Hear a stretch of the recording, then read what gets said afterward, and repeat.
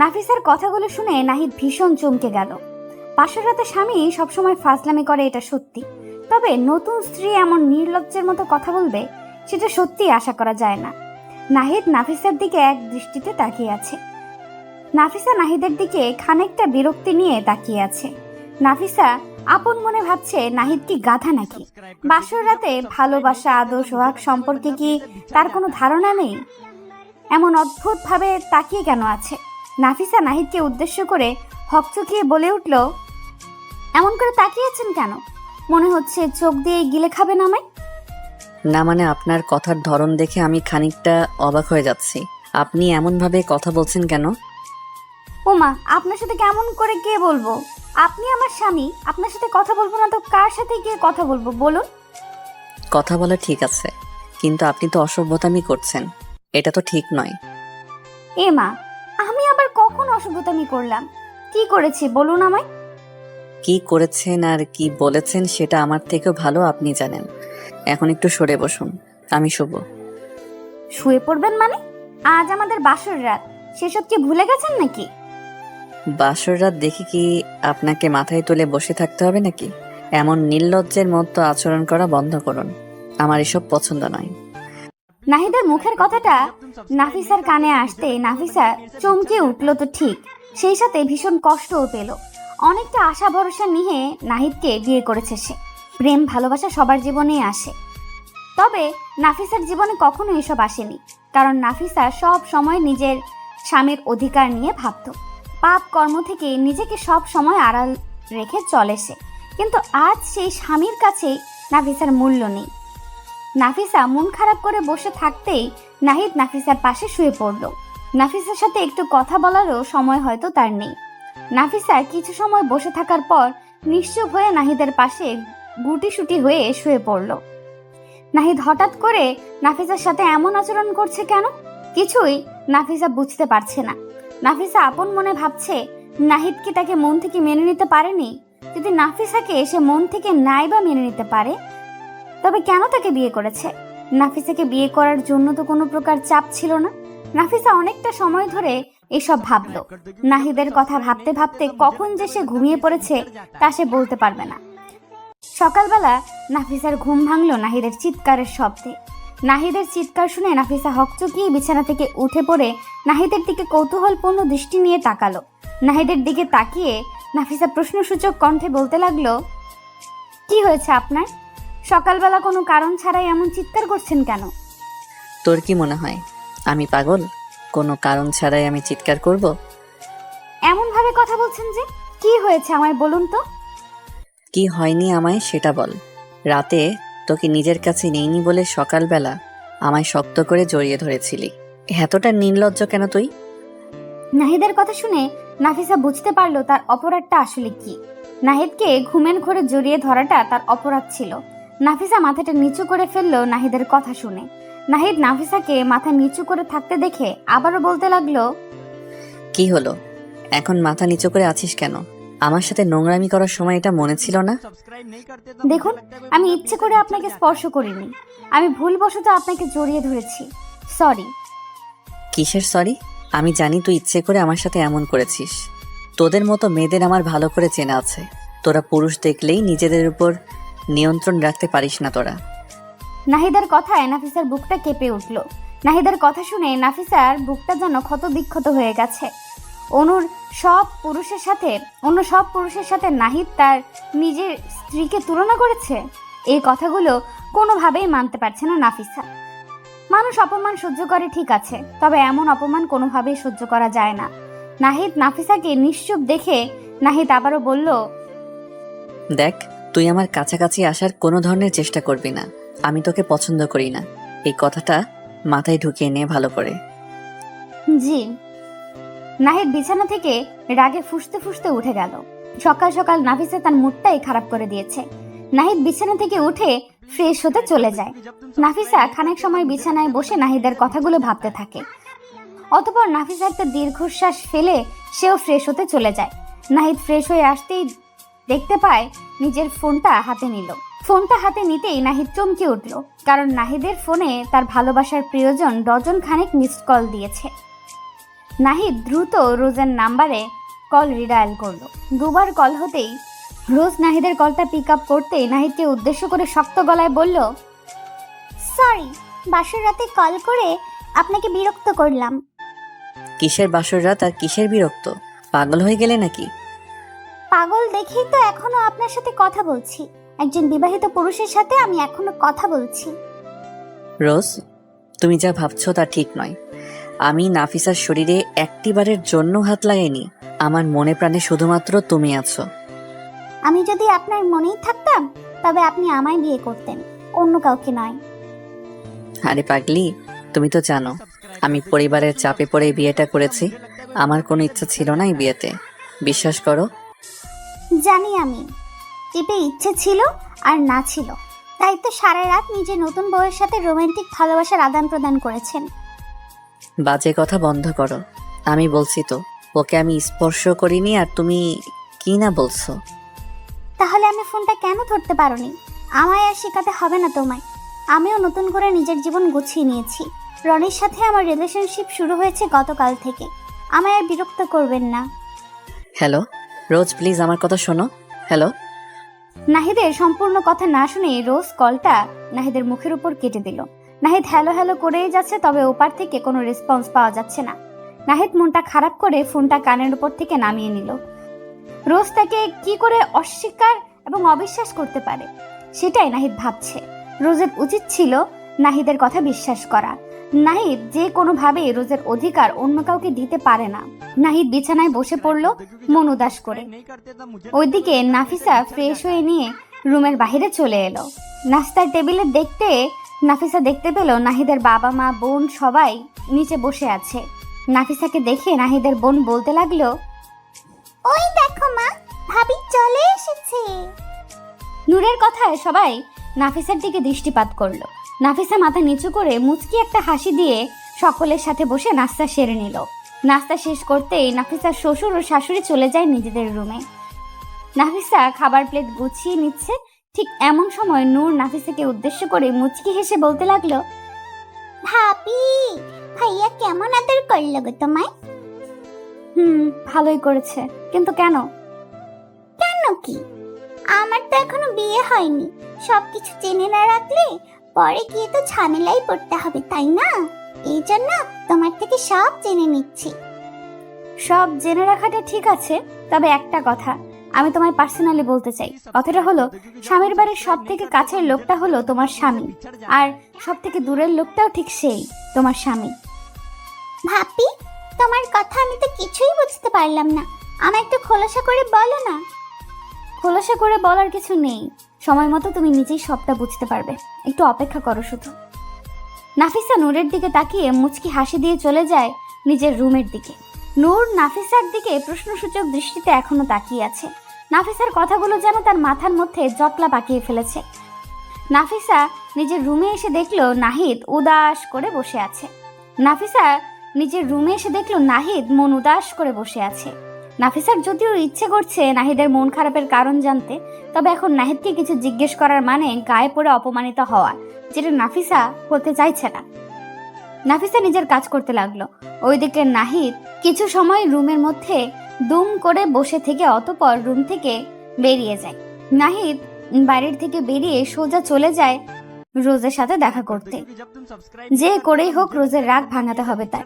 রোজ আর তার ভালোবাসার সম্পর্ক এমন করে শেষ হয়ে যেতে পারে না। এই ভালোবাসাকে নাহিদকেই টিকিয়ে রাখতে হবে। নাহিদ বাড়ির থেকে বেরিয়ে সোজা চলে যায় রোজের বাড়ির সামনে। রোজের বাড়ির সামনে এসে নাফিসা রোজকে কল করে।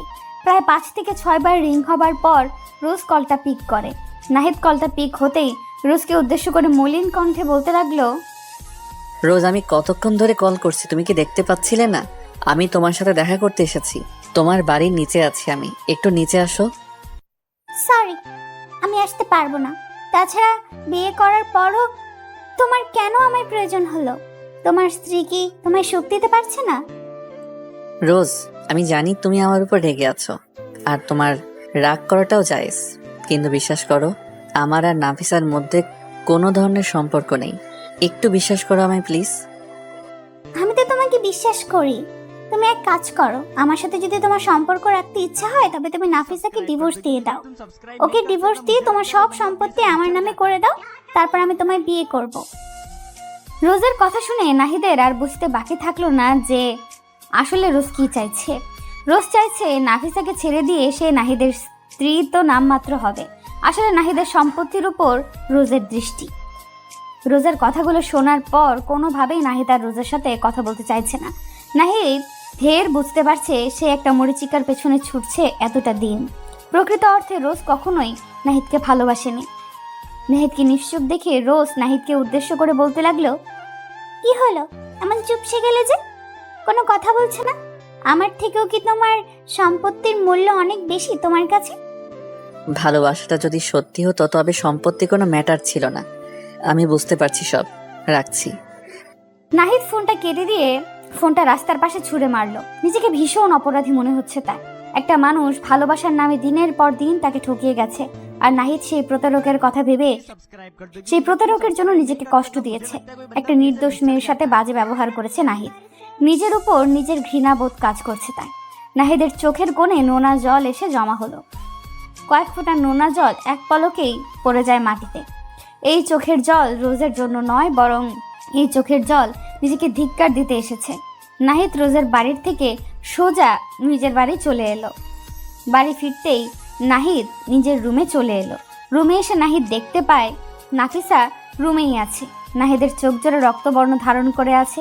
নাহিদ নিজের জায়গা থেকে উঠে নাফিসা নিজের জায়গা থেকে উঠে নাহিদের দিকে এগিয়ে গিয়ে নাহিদকে উদ্দেশ্য করে কৌতূহলপূর্ণ কণ্ঠে বলল, আপনার চোখ জোড়া এমন রক্তবর্ণ ধারণ করে আছে কেন?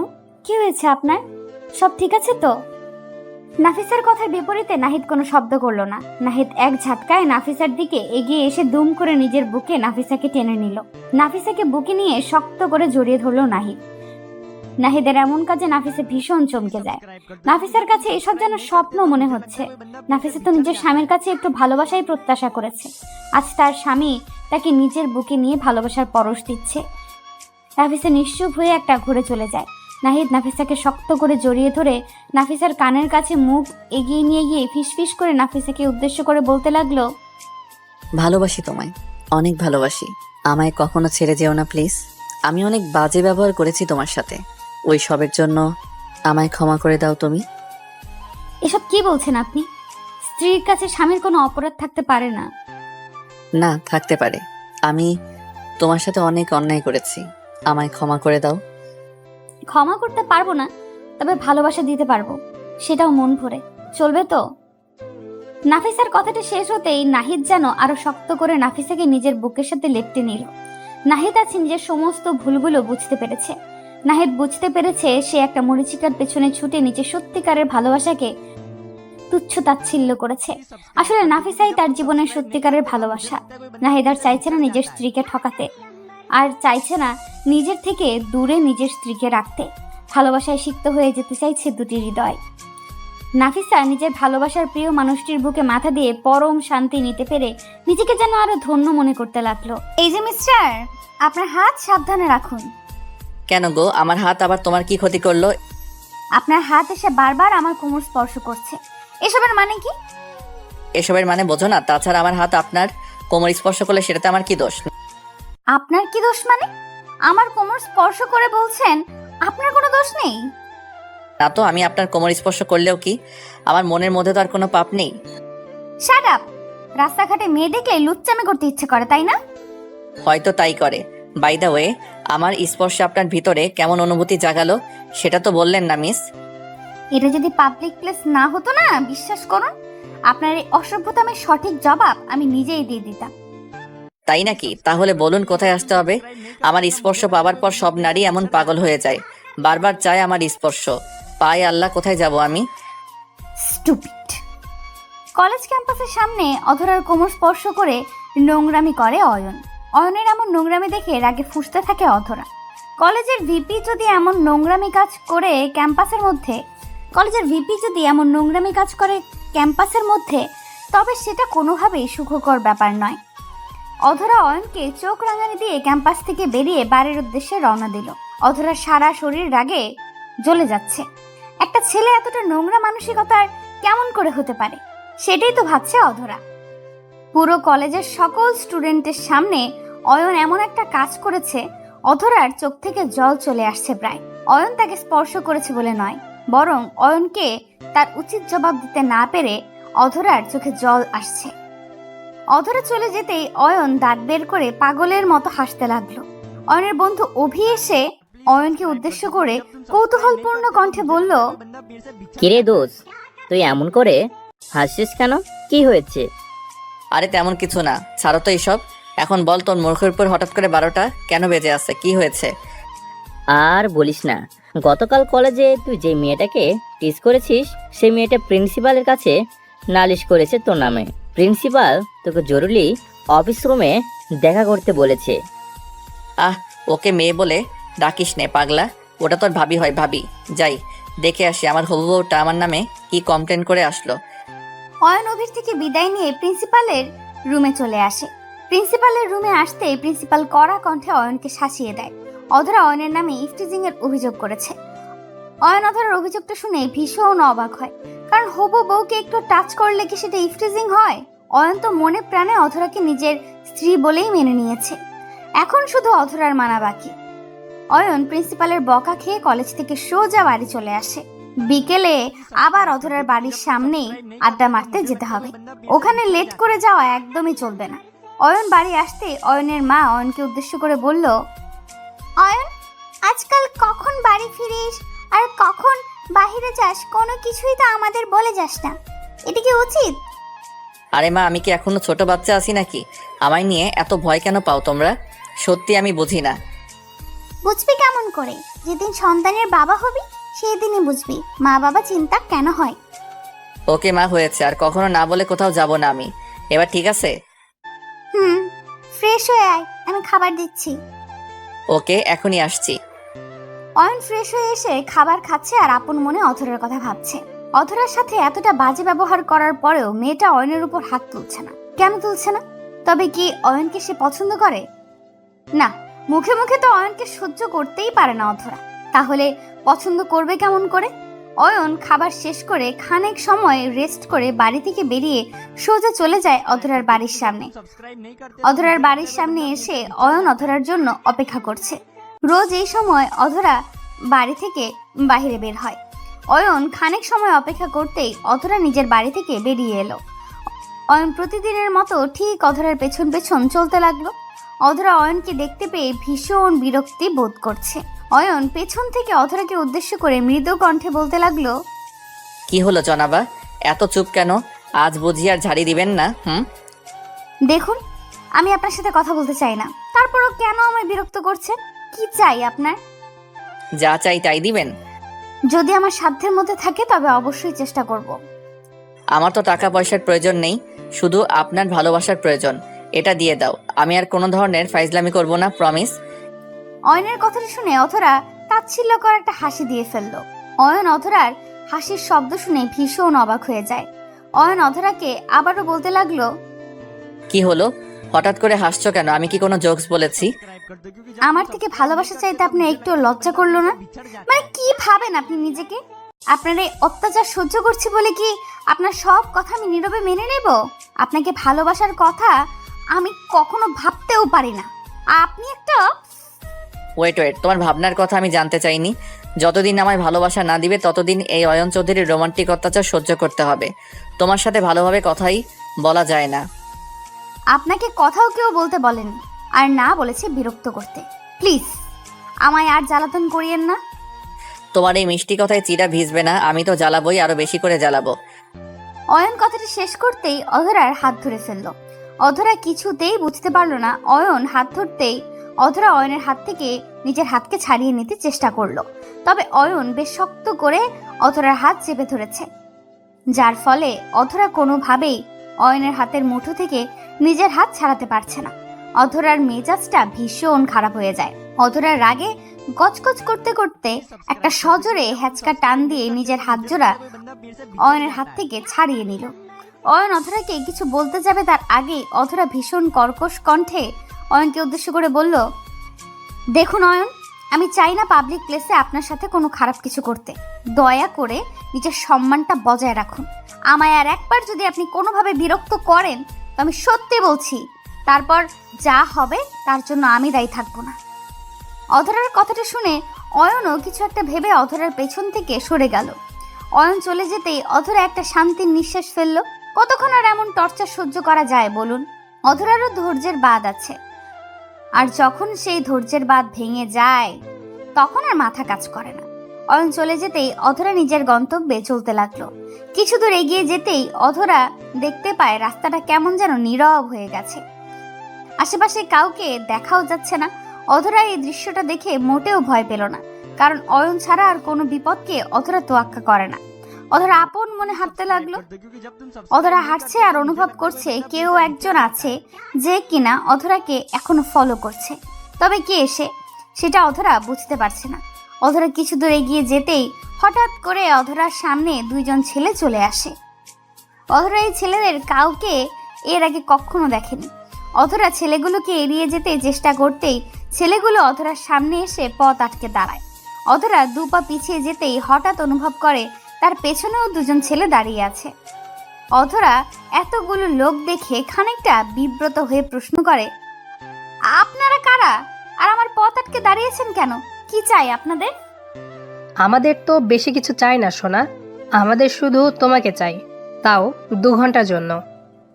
ছেলেটার কথাটা বলতেই অধরার বুকের উপর থাকা ওড়নাটার দিকে হাত বাড়িয়ে দিল।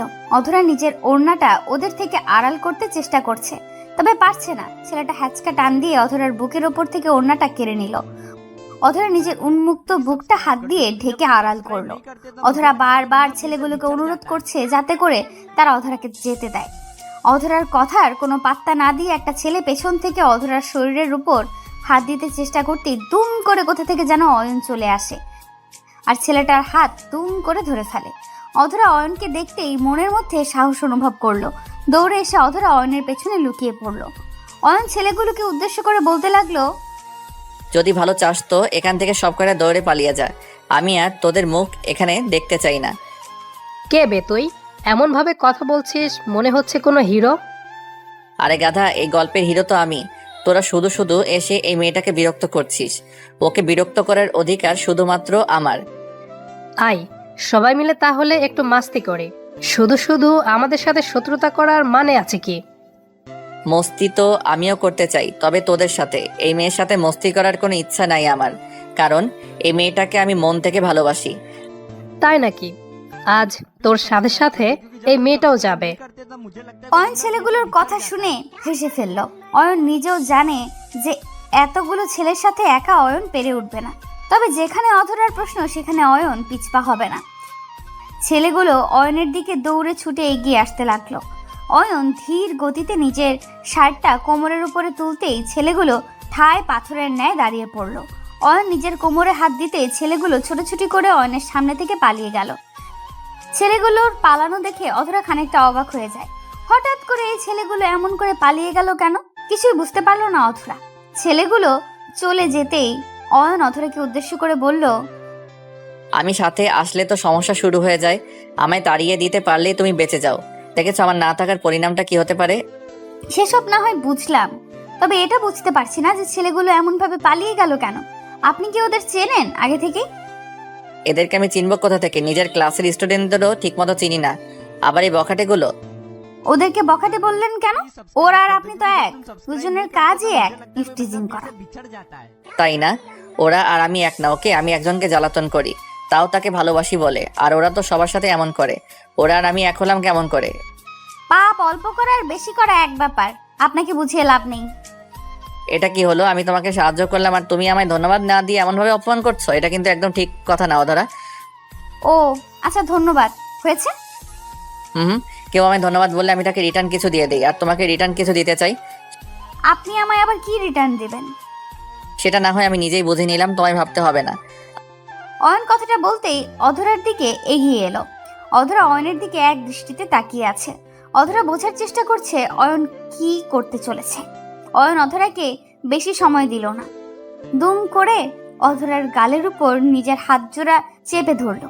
অধরার গালে চুমু পড়তেই অধরা চোখজোড়া ছানা বড়া হয়ে যায়। অয়ন অধরার গালে চুমু খেয়ে অধরাকে বাই বলে দ্রুত চলে যায়।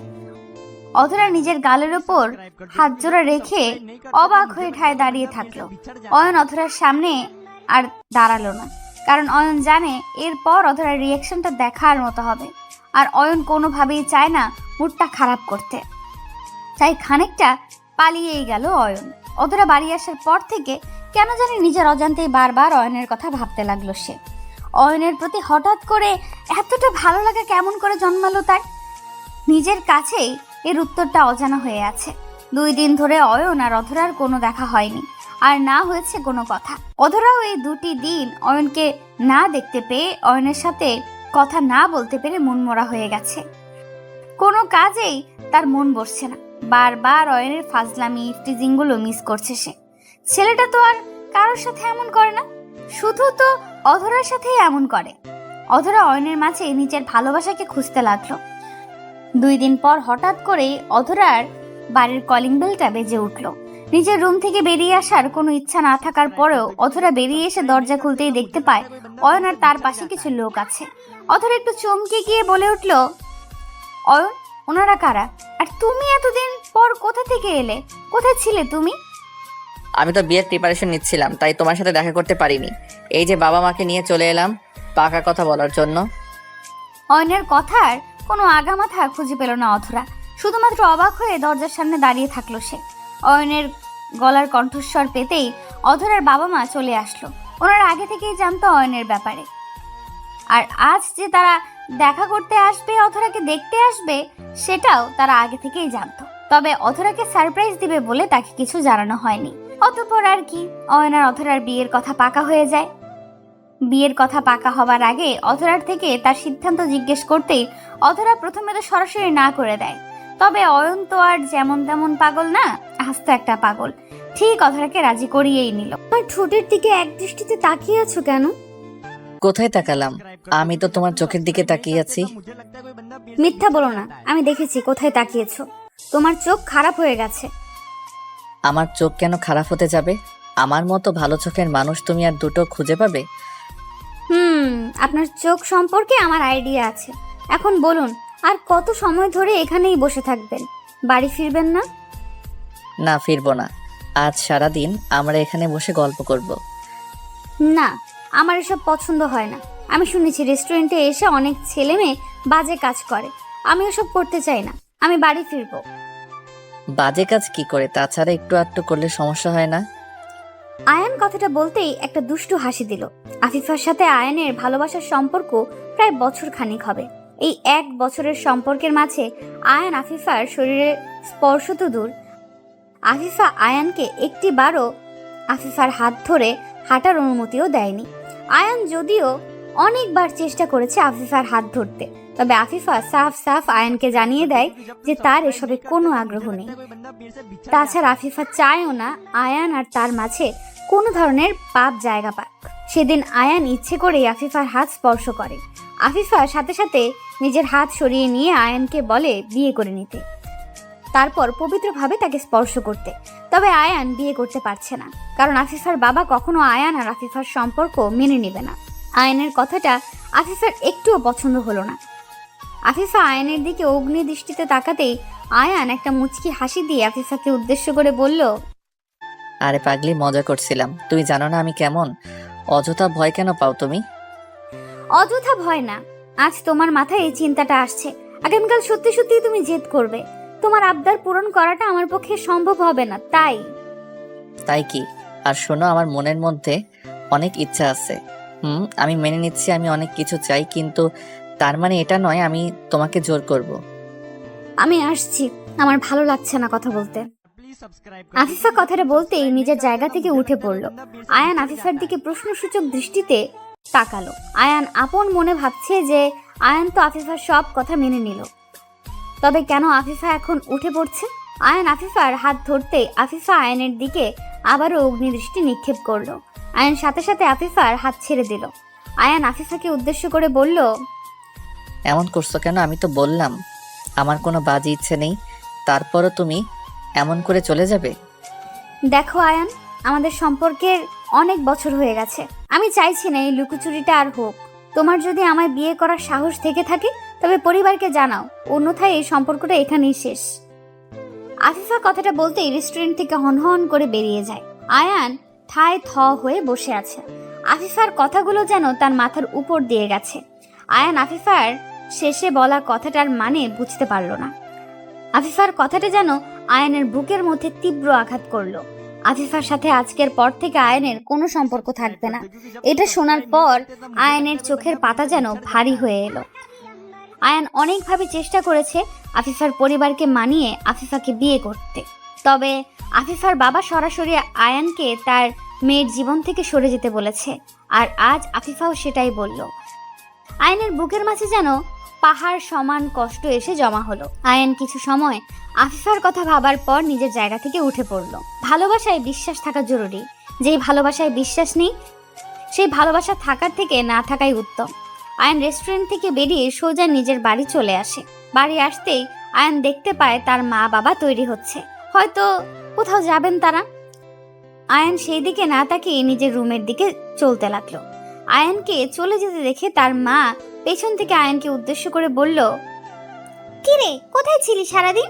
তোকে ফোন করেও পাওয়া যায় না আজকাল। না মা, আসলে একটু বাইরে ছিলাম, তাই আর কি। আচ্ছা শোন, আমি আর তোর বাবা মিলে একটা মেয়েকে দেখতে যাচ্ছি, তুই বাড়িতেই থাকিস, ঠিক আছে? একটা মেয়েকে দেখতে যাচ্ছ মানে? কোন মেয়েকে দেখতে যাচ্ছ?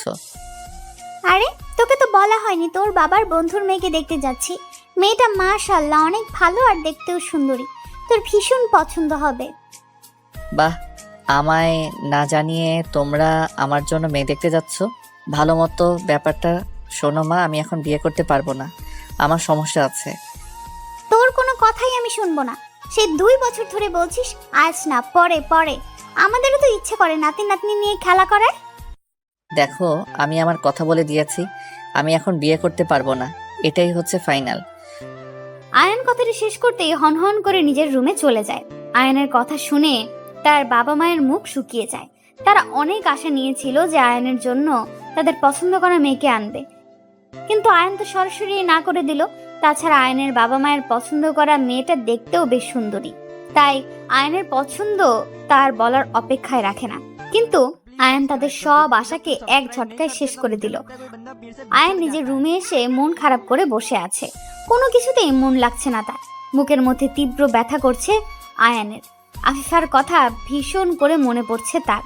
আয়ান কিছু সময় বিছানায় বসে থাকতে হঠাৎ করে আয়ানের ফোনে কল চলে এলো। আয়ান বেশ দ্রুত নিজের ফোনটা বের করতে চেষ্টা করলো। আয়ান ভাবছে হয়তো আফিফা কল করেছে। আয়ান পকেট থেকে ফোনটা বের করে হাতে নিতেই ফোনের স্ক্রিনে তাকায়। ফোনের স্ক্রিনে তাকাতে আয়ানের ঠোঁটের ওপর থেকে হাসির ঝলকটা উধাও হয়ে যায়। আয়ান যা ভেবেছে তেমন কিছু না। আয়ানের ফোনে কল এসেছে, তবে সেটা আফিফা করেনি, আয়ানের এক বন্ধু করেছে। আয়ান কলটা পিক করতেই ওপার থেকে রনি আয়ানকে উদ্দেশ্য করে বলল, কিরে মামা, সারাদিন কোথায় থাকিস তুই? তোকে কল করেও পাওয়া যায় না। কোথায় আবার? বাড়িতেই থাকি। আসলে আমি একটু বিজি থাকি, তাই কলটা পিক করতে পারিনি। কেন কল করেছিস? কিছু বলবি নাকি? এটা আবার কেমন ধরনের কথা আয়ান? আমি তোকে কোনো প্রয়োজন ছাড়া কল করতে পারি না বুঝি? না, তো পারিস, তবে কোনো প্রয়োজন আছে বলেই তো এত কল করেছিস। প্রয়োজন বলতে তোর খোঁজ নিতেই কল করেছিলাম আর কি। আচ্ছা যাক, বাদ দে। আচ্ছা মামা, আফিফার কি খবর? কথা হয় তোর সাথে? আর কথা, যাকে নিজের জীবনের থেকেও বেশি ভালোবাসি সে আমায় বিশ্বাস করতে পারছে না, আমি অবিশ্বাস করে চলে গেছে। চলে গেছে মানে? কোথায় গেছে? তোদের এতদিনের সম্পর্ক শেষ কিভাবে করে দিতে পারলো? শেষ করে দেয়নি তো, এমন এক শর্ত দিয়েছে যেটা পূরণ করতে পারলে তার সাথে আমার সম্পর্ক থাকবে, আর না হয় থাকবে না। বলিস কি? ভালোবাসায় কি আবার কোনো শর্ত থাকে নাকি? ভালোবাসায় তো শুধুমাত্র ভালোবাসাই থাকে। আমিও তো তাই ভাবতাম, হয়তো আমার ভাবনা ভুল ছিল, তাই তো ছেড়ে চলে গেছে। আচ্ছা মামা, আমার একটু পরিষ্কার করে বলতো কি হয়েছে আসল ঘটনা? আমি তো তোর কথার কিছুই বুঝতে পারছি না। আয়ান রনিকে সবকিছু খুলে বলল। রনি আফিফার কথাগুলো শুনে চমকে যায়। ভালোবাসার মানুষের সাথে কেউ এমন ব্যবহার কি করে করতে পারে, সেটাই ভাবছে রনি। রনি আরো কিছু সময় আয়ানের সাথে কথা বলে কল কেটে দিল। আয়ান কল কেটে দিয়ে নিজের রুমে বসে থাকলো। সকালবেলা আয়ান ঘুম থেকে উঠে ফ্রেশ হয়ে নিল। আয়ান ফ্রেশ হয়ে এসে নাস্তা করতেই আয়ানের ফোনে কল চলে এলো। আয়ান ফোনটা হাতে নিতেই দেখলো আফিফা কল করেছে। আয়ান আফিফার কল পেতেই কলটা কেটে দিল। আয়ানের ইচ্ছে নেই আফিফার সাথে কথা বলার, কারণ আফিফার যদি তাকে সত্যিই ভালোবাসতো তবে আয়ানকে সে বিশ্বাস করত। আয়ানকে আফিফা বিশ্বাস করে না, আর বিশ্বাস ছাড়া কোনো সম্পর্ক টিকতে পারে না। আয়ান কলটা কেটে দিতেই আফিফা বারবার আয়ানকে কল করতে থাকলো। আয়ান শেষে বাধ্য হয়ে কলটা পিক করলো। আয়ান কলটা পিক করতে ওপার থেকে আফিফা আয়ানকে উদ্দেশ্য করে কান্না ভেজা কণ্ঠে বলল, আয়ান প্লিজ আমার কথা শোনো, প্লিজ কলটা কেটে দিও না প্লিজ। বলো কি কথা বলবে। আয়ান, বাবা আমার জন্য বিয়ে ঠিক করেছে, আগামীকাল আমার বিয়ে। আমি কি করব বুঝতে পারছি না কিছু, প্লিজ একটা উপায় বের করো। আমি কি উপায় বের করব? তোমার বিয়ে হয়ে যাচ্ছে তো হয়ে যাক, সমস্যা নেই কোনো। আয়ান এইসব কি বলছো তুমি? মাথা ঠিক আছে তোমার? আমি তোমায় ভালোবাসি, তোমায় ভালোবেসে অন্য কাউকে আমি কেমন করে বিয়ে করব? যেমন করে আমায় ছেড়ে যেতে চাইছো ঠিক অমন ভাবে বিয়ে করবে। আমায় আর বিরক্ত করো না, রাখছি। আয়ান এটাই কি তোমার শেষ কথা? এটাই আমার শেষ কথা। যদি এটাই তোমার শেষ কথা হয়ে থাকে তো আমারও শেষ কথা শুনে রাখো। আমি যদি তোমায় আপন করে না পাই তবে এই জীবন আমি রাখবো না। কারোর জন্য কেউ মরে যায় না আফিফা, এটা নিছক মিছে কথা। সবাই বেঁচে থাকে। সবার কথা তো বলতে পারছি না, তবে আমার নিজের কথা বলতে পারছি। সুখবরটা খুব শীঘ্রই পাবে আশা করি। আফিফা কথাটা বলতেই কলটা কেটে দিল। আয়ান আর দ্বিতীয়বার কল করলো না, কারণ আয়ান ভাবছে হয়তো আফিফা মজা করছে তার সাথে। আজ অব্দি সবাই বলে প্রিয়জনের জন্য জীবন দিয়ে দিতে পারে, মরে যেতে পারে, তবে সেটা শুধুমাত্র কথার কথা থাকে, সত্যিটা ভিন্ন হয়ে থাকে। আর আয়ান আর কি বা করবে? আফিফার বাবা মাকে অনেকবার সে বোঝাতে চেয়েছে, কিন্তু তারা আয়ানের কোনো কথাই শোনেনি, বরং অপমান করেছে আয়ানকে। আয়ান তবুও আফিফাকে নিয়ে বাঁচতে চেয়েছে, কিন্তু আফিফার তো চিন্তা অন্য কিছুই ছিল। আয়ান নিজের মতো করে বিছানায় বসে আছে, আফিফার বিয়ে অন্য কারোর সাথে হয়ে যাবে এই কথাটা ভাবতেই আয়ানের কলিজাটা কেঁপে উঠছে। নিজের ভালোবাসার মানুষটিকে অন্যের সাথে সহ্য করতে পারবে না আয়ান। আয়ান আফিফার কথা ভাবতে লাগলো আপন মনে। কিছু সময় আফিফার কথা ভাবতেই আয়ানের রুমে চলে আসে তার মা। আয়ানের মা এসে আয়ানকে উদ্দেশ্য করে শান্ত কণ্ঠে বলল, আয়ান, আমার তোর সাথে কিছু কথা ছিল, তুই কি এখন ফ্রি আছিস? মা বলো কি কথা বলবে। আমায় সত্যি করে বল, তোর কি কোনো পছন্দ করা মেয়ে আছে? যদি থাকে তো বল, আমরা মেয়ের বাবা মায়ের সাথে কথা বলে সব ঠিক করে নেই। মা আমার কাকে পছন্দ আর কাকে চাই সেসব তো তোমরা জানো। আমি আফিফাকে ভালোবাসি, ওকে ছাড়া অন্য কাউকে বিয়ে করা আমার পক্ষে সম্ভব নয়। আফিফা, ওই মেয়ের কথা তুই এখনো মনে রেখেছিস? তুই কি ভুলে গেছিস ওর বাবা আমাদের কেমন করে অপমান করেছে, কেমন করে আমাদের ছোট করেছে? আমি কিছু ভুলে যাইনি, তবে আফিফা তো কিছু করেনি, ভুল ওর বাবা করেছে। আফিফার কোনো ভুল ছিল না মা। আফিফার পক্ষে কথা বলা বন্ধ করে দে। ওই মেয়ে ওর বাবার মতো। যদি ওই মেয়ে তোকে সত্যি ভালোবাসতো তবে তোর কাছে ছুটে চলে আসতো, বাবা মায়ের জন্য অপেক্ষা করতো না। আমার কাছে যেমন তোমরা গুরুত্বপূর্ণ ঠিক তেমনি ওর কাছে ওর বাবা মা গুরুত্বপূর্ণ, তাই ও কোনো সিদ্ধান্ত নিতে পারছে না। তুই যত যাই বলিস, আমরা আর গায়ে পড়ে অপমানিত হতে পারবো না বাপু। ওই মেয়েকে নিয়ে আমাদের মনে আর কোনো ইচ্ছে নেই। আয়ানের মা কথাটা বলতেই চলে যায় আয়ানের রুম থেকে। আয়ান আগে থেকেই জানতো তার মা এই সম্পর্কে কোনো বিশেষ আগ্রহ দেখাবে না, কারণ আফিফার বাবা যেভাবে তাদের অপমান করেছে তারপর আর আফিফাকে নিয়ে কোনো ভাবনা থাকা অন্তত তাদের পক্ষে সম্ভব নয়। আয়ানের রুম থেকে তার মা চলে যেতেই আয়ান একটা দীর্ঘশ্বাস ফেলে আফিফার ভাবনায় মগ্ন হয়ে পড়ল। আফিফার কথা ভাবতে ভাবতে কখন যে আয়ানের চোখের পাতা এক হয়ে গেছে তা সে জানে না। পরদিন সকালে আয়ানের ফোনে একটা অপরিচিত নাম্বার থেকে কল এলো। আয়ান ফোনটা পিক করতেই চমকে উঠল আয়ান। আয়ানের চমকে ওঠার কারণ ফোনের ওপারে ছিল আফিফার বাবা। আফিফার বাবার কল পেয়ে আয়ান খানিকটা অবাক হয়ে যায়। আয়ান ফোনটা পিক করতে আফিফার বাবা আয়ানকে উদ্দেশ্য করে বলতে লাগলো, আয়ান, কোথায় আছো তুমি? বাসায় আছি মা। কিন্তু কেন আঙ্কেল, কি হয়েছে? আফিফা হাসপাতালে ভর্তি আছে, ওকে দেখতে চাইছে একটু। যদি তুমি একটু আসতে তবে। আফিফার বাবা সম্পূর্ণ কথাটা বলতে পারলো না। পুরো কথাটা বলার আগেই উনি কান্না করতে লাগলেন। আয়ান ওনাকে কান্না করতে দেখে আর বুঝতে বাকি থাকলো না যে নিশ্চয়ই কিছু একটা খারাপ হয়েছে। তা না হলে উনি কখনো আয়ানকে কল করতেন না। আয়ান ফোনটা রেখে দিয়ে ভীষণ বিচলিত হয়ে দৌড়ে নিজের রুম থেকে বেরিয়ে যায়।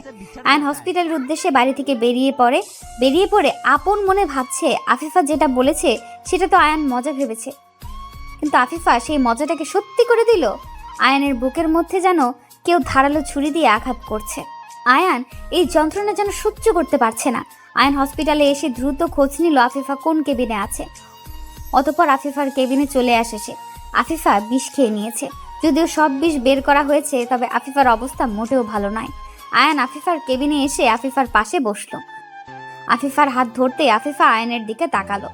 আয়ান আফিফাকে উদ্দেশ্য করে মলিন কণ্ঠে বলল, কি দরকার ছিল এসব পাগলামি করার? যদি আজ খারাপ কিছু হয়ে যেত তখন কি হতো? কি নিয়ে বাঁচতাম আমি? কেন? তুমি তো বলেই দিয়েছো আমার যাই হোক তাতে তোমার কিচ্ছু না। তাহলে আমি কিসের আশায় বেঁচে থাকবো? আমি তোমার ছাড়া বেঁচে থাকতে পারবো না, তাই নিজেকে শেষ করে দিচ্ছি। আফিফার কথা শেষ হতেই আয়ান আফিফাকে শক্ত করে নিজের বুকের সাথে মিশিয়ে জড়িয়ে ধরলো। আফিফা চোখ বন্ধ করে আয়ানকেও আজ জড়িয়ে ধরলো। আয়ান আফিফাকে জড়িয়ে ধরে বলতে লাগলো, তুমি ছাড়া আমিও বাঁচতে পারবো না। অনেক ভালোবাসি তোমায়, নিজের থেকেও বেশি। আমিও তোমায় নিজের জীবনের থেকেও বেশি ভালোবাসি। আয়ান আর আফিফার ভালোবাসার কাছে আফিফার বাবাকে হেরে যেতে হলো। আফিফার বাবা সেই দিন আয়ান আফিফাকে সারা জীবনের জন্য এক করে দিল। ভালোবাসা এটাকেই বলে। হাজার ঝড় বাধা উপেক্ষা করে সত্যিকারের ভালোবাসা একটা না একটা সময় তাদের পূর্ণতা ঠিক খুঁজে নেয়। সত্যিকারের ভালোবাসার সম্পর্কগুলোকে বিচ্ছেদের শব্দটা নিয়ে আসবেন না। আচ্ছা, তোমার পছন্দের জিনিসটা কেটে ফেলার সময় তোমার কেমন লেগেছে? ওসব জেনে তুমি কি করবে? আমার শরীরের অংশ ওটা, শোক লাগবে নাকি? কি করব আবার? এমনি জানতে চাইছি, বলো না। হ্যাঁ, ভীষণ কষ্ট লেগেছিল। আমি কান্না করেছিলাম অনেক। আহ, পাগল ছেলে, কাঁদার কি আছে? ওটাই তো আসল সুখ। তখন কি আর সেই শোক বুঝতাম? তখন ভাবতাম যে ব্যথা করছে, তাই কান্না করে ফেলেছি। বলো কি, কেটে গেছে ওটা? আর ব্যথা কি না লেগেছে তোমার? আচ্ছা, এটা কি মনের ব্যথা নাকি? আরে ওই গাধি, মনের ব্যথা হবে কেন? এটা তো আমার শরীরের অংশ, তাই ব্যথা লেগেছে। আহাদের বারবার নিজের শরীরের অংশ বলায় নিধি খানিকটা অবাক হয়ে যায়। নিধি কোরবানির পশুর কথা বলছে আহাদকে। আহাদ যখন ছোট ছিল তখন তার পছন্দের একটা পশু ছিল। সেটাকে কোরবানি করার সময় আহাদের ফিলিংস কেমন ছিল তা জানতেই নিধি আহাদকে প্রশ্ন করে, কিন্তু আহাদ তো অন্য কিছুই উত্তর দিচ্ছে। নিধি আহাদকে উদ্দেশ্য করে আবারও বলতে লাগলো, এই পাগলের মতো কি সব বলছো? তোমার শরীরের অংশ একটা পশু কেমন করে হয়? পশু মানে? দাঁড়াও, তুমি এতক্ষণ কি নিয়ে কথা বলছিলে? কি নিয়ে কথা বলছি মানে? আমি কোরবানির পশুর কথা বলছি। তুমি যখন ছোট ছিলে তখন তোমার প্রিয় পশুটাকে কোরবানি করার অনুভূতি জানতে চাইছি। ও শিট, তুমি পশু নিয়ে কথা বলছো আর আমি তো অন্য কিছুই ভেবে বসেছিলাম। সরি গো। তাই মনে করবে? আমি জানি তো তোমার সারাদিন ওসব কথা ছাড়া মাথায় কিচ্ছু আসে না। ধুর পাগলি, তুমি এমন করে বলেছো যে আমি নিজেই তো কনফিউজ হয়ে গেছি, তাই ওই উত্তরটা দিয়েছি আর কি। সরি তো। হয়েছে, এখন সরো, আমি আমার কাজে যাই আর তুমি বাজারে যাও। যে জিনিস নিবে সেসব নিয়ে এসো। এই তো কিছু সময় আগে গরু নিয়ে এলাম, এখন আবার একটু বাজারে যেতে হবে। আগামীকালও তো সময় আছে, আগামীকালই যাই। আগামীকাল? আচ্ছা ঠিক আছে, সে না হয় যাবে।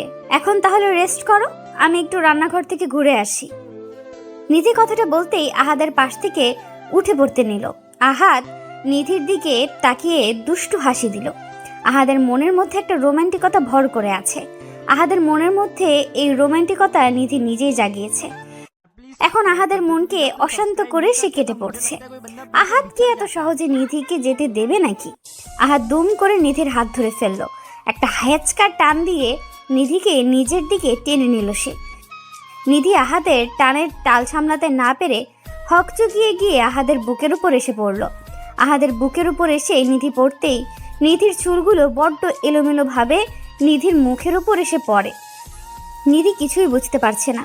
কৌতূহলী হয়ে আহাদের দিকে প্রশ্নসূচক দৃষ্টিতে তাকিয়ে আছে সে। আহাদ নিধির চুলগুলো পরম আবেশে স্পর্শ করলো। সব চুলগুলো ঠিক করে দিয়ে নিধির কানের পেছনে গুজে দিল সে। নিধির দিকে হাস্যোজ্জ্বল মুখে তাকাতেই নিধি নিজের স্বামী আহাদকে উদ্দেশ্য করে বলল, এটা কি হলো? তুমি আমার সাথে এমন করলে কেন? কোনটা কি হলো গো? আমি আমার স্ত্রীকে নিজের কাছে আনতে পারবো না নাকি? তুমি কিন্তু দিন দিন বড্ড পাজি হয়ে যাচ্ছ। এমন করলে কিন্তু আমার হাতে মার খেতে হবে তোমায়। ওরে আমার রাগী বউটারে, তোমার রোমান্টিক স্বামীর একটু রোমান্টিকতা তোমার সহ্য হয় না বুঝি? না গো, হয় না। আমার এসব দেখলে গা জ্বালা করে। কাজের কাজ পড়ে আছে আর ওনার রোমান্টিকতা জেগে উঠেছে। গতকাল রাতেও তো আদর করলে, তা মন ভরে নাই বুঝি? না গো না, আমার ওই অল্প আদরে কখনোই মন ভরে না। আমার আরো বেশি বেশি আদর চাই। তাই আসো, পিঠটা দাও, এক্ষুনি কিল খুশি মেরে মেরে আদর দিচ্ছি। তাই দাও, তবু কিছু তো দাও, আমার অনেক কিছু চাই। দেখো, এখন কিন্তু বেশি বেশি করছো তুমি। আমার কাজ আছে, আমায় যেতে দাও। তোমার হৃদ মাঝারে রাখিব, ছেড়ে দেব না। আহাদ কথাটা শেষ করতেই নিধির কোমরের উপর নিজের হাত জোড়া রাখলো। আহাদের হাতের গভীর স্পর্শ পেতেই নিধির সারা শরীর কেঁপে উঠল। আহাদ নিধির কোমরে হাত বুলিয়ে দিয়ে আদর করতে লাগলো। আহাদ সব সময় একদম পাগল হয়ে থাকে নিধিকে আদর করার জন্য। নিধি সবসময় মুখে মুখে বলে আহাদকে যে আদর করতে না, তবে মন থেকে সে আহাদের এমন পাগলামিগুলো ভীষণ রকম চায়। আহাদ নিধির কোমরে হাত বুলিয়ে দিয়ে নিজের গালের সাথে নিধির গাল ঘষতে লাগলো। নিধি নিজের চোখ বন্ধ করে আছে আর মুখ থেকে অস্পষ্টভাবে বলছে যে তাকে ছেড়ে দিতে, তবে আহাদের থেকে নিজেকে ছাড়িয়ে নেওয়ার বিন্দুমাত্র তোড়জোড় নেই তার। আহাদ নিধির গালে, গলায়, ঘাড়ে নিজের ঠোঁটজোড়া ছুঁয়ে দিল। আহাদের ঠোঁটের পরশে নিধির মনের মধ্যে তোলপাড় শুরু হয়ে গেছে। আহাদ একটু একটু করে নিজের হাতটা নিধির নাভির উপর রাখতেই নিধি আহাদের শার্ট খামচে ধরল। আহাদ নিধির রেসপন্স দেখে নিজের মনের উপর আর নিয়ন্ত্রণ রাখতে পারেনি। আহাদ ব্যাকুল হয়ে উঠল নিধির মিষ্টি ঠোঁটের ভালোবাসার পরশ পাওয়ার জন্য। আহাদ নিধির গোলাপের পাপড়ির মতো ঠোঁটজোড়ার দিকে লোভনীয় দৃষ্টিতে তাকিয়ে ধীরে ধীরে নিজের ঠোঁটজোড়া নিধির ঠোঁটের দিকে এগিয়ে দিল। নিধি চোখ বন্ধ করেই আছে আর নিজের স্বামীর ভালোবাসার স্পর্শগুলো অনুভব করে চলেছে। আহাদ আর নিধির ঠোঁট ছুঁই ছুঁই হয়ে আসতেই আচমকা আহাদের রুমের দরজায় কেউ নক করলো। আহাদের একটু ইচ্ছে করছে না নিধিকে ছাড়তে, তাই সে নিচের কাজ চালিয়ে যাচ্ছে। তবে দরজার ওপাশ থেকে বেশি শব্দ আসছে দেখে বাধ্য হয়ে নিধিকে ছাড়তে হলো তার। নিধিকে নিজের বাঁধন থেকে মুক্ত করে দিতেই নিধি চোখ মেলে তাকালো। আহাদের দিকে তাকিয়ে দুষ্টু হাসি দিয়ে নিধি দরজার দিকে চলে গেল। দরজা খুলে দিতেই নিধি দেখতে পায় তার ছোট বোন এসেছে। নিধির ছোট বোন নীলা এসেছে বেড়াতে। নিধি দরজা খুলতেই নীলা নিজের বোনের দিকে তাকিয়ে কৌতূহলী কণ্ঠে বলে উঠল, ভর দুপুরে দরজা বন্ধ করে কি করছিলে আপু? এত সময় লাগলো দরজা খুলতে? আরে পাগলি, কি করবো আবার, ওই একটু শুয়েছিলাম আর কি। তোমার কথায় কেমন জানি সন্দেহ হচ্ছে আমার। দুলাভাই সত্যি করে বলেন তো ঘটনাটা কি? আসল ঘটনা জানতে হলে তো তোমায় এখানে থাকতে হবে শালি আমার। আসো, তোমার সাথে এখন দরজা বন্ধ করে থাকি, তবেই বুঝতে পারবে আমরা কি করছিলাম। আহাদ কথাটা বলতেই নীলার দিকে তাকিয়ে দুষ্টু হাসি দিল। নিধি আহাদকে চোখ রাঙানি দিল। ওইদিকে নীলা আহাদের দিকে এখনো হা করে তাকিয়ে আছে। হয়তো আহাদের কথার মানে সে বুঝতে পারেনি।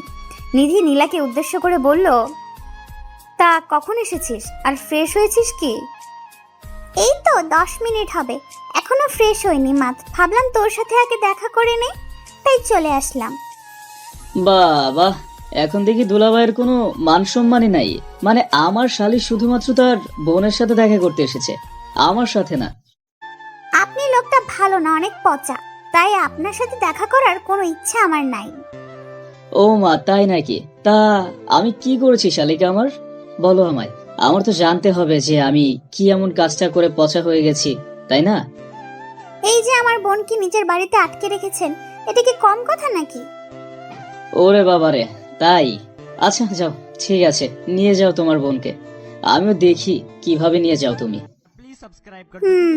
তাই নিয়ে যাব, এখন আসছি। নীলা কথাটা বলে চলে যায়। নীলা আর আহাদের মধ্যে সব সময় ঝগড়ার মজা চলতেই থাকে। এরা দুজন যেন সাপ নেউল।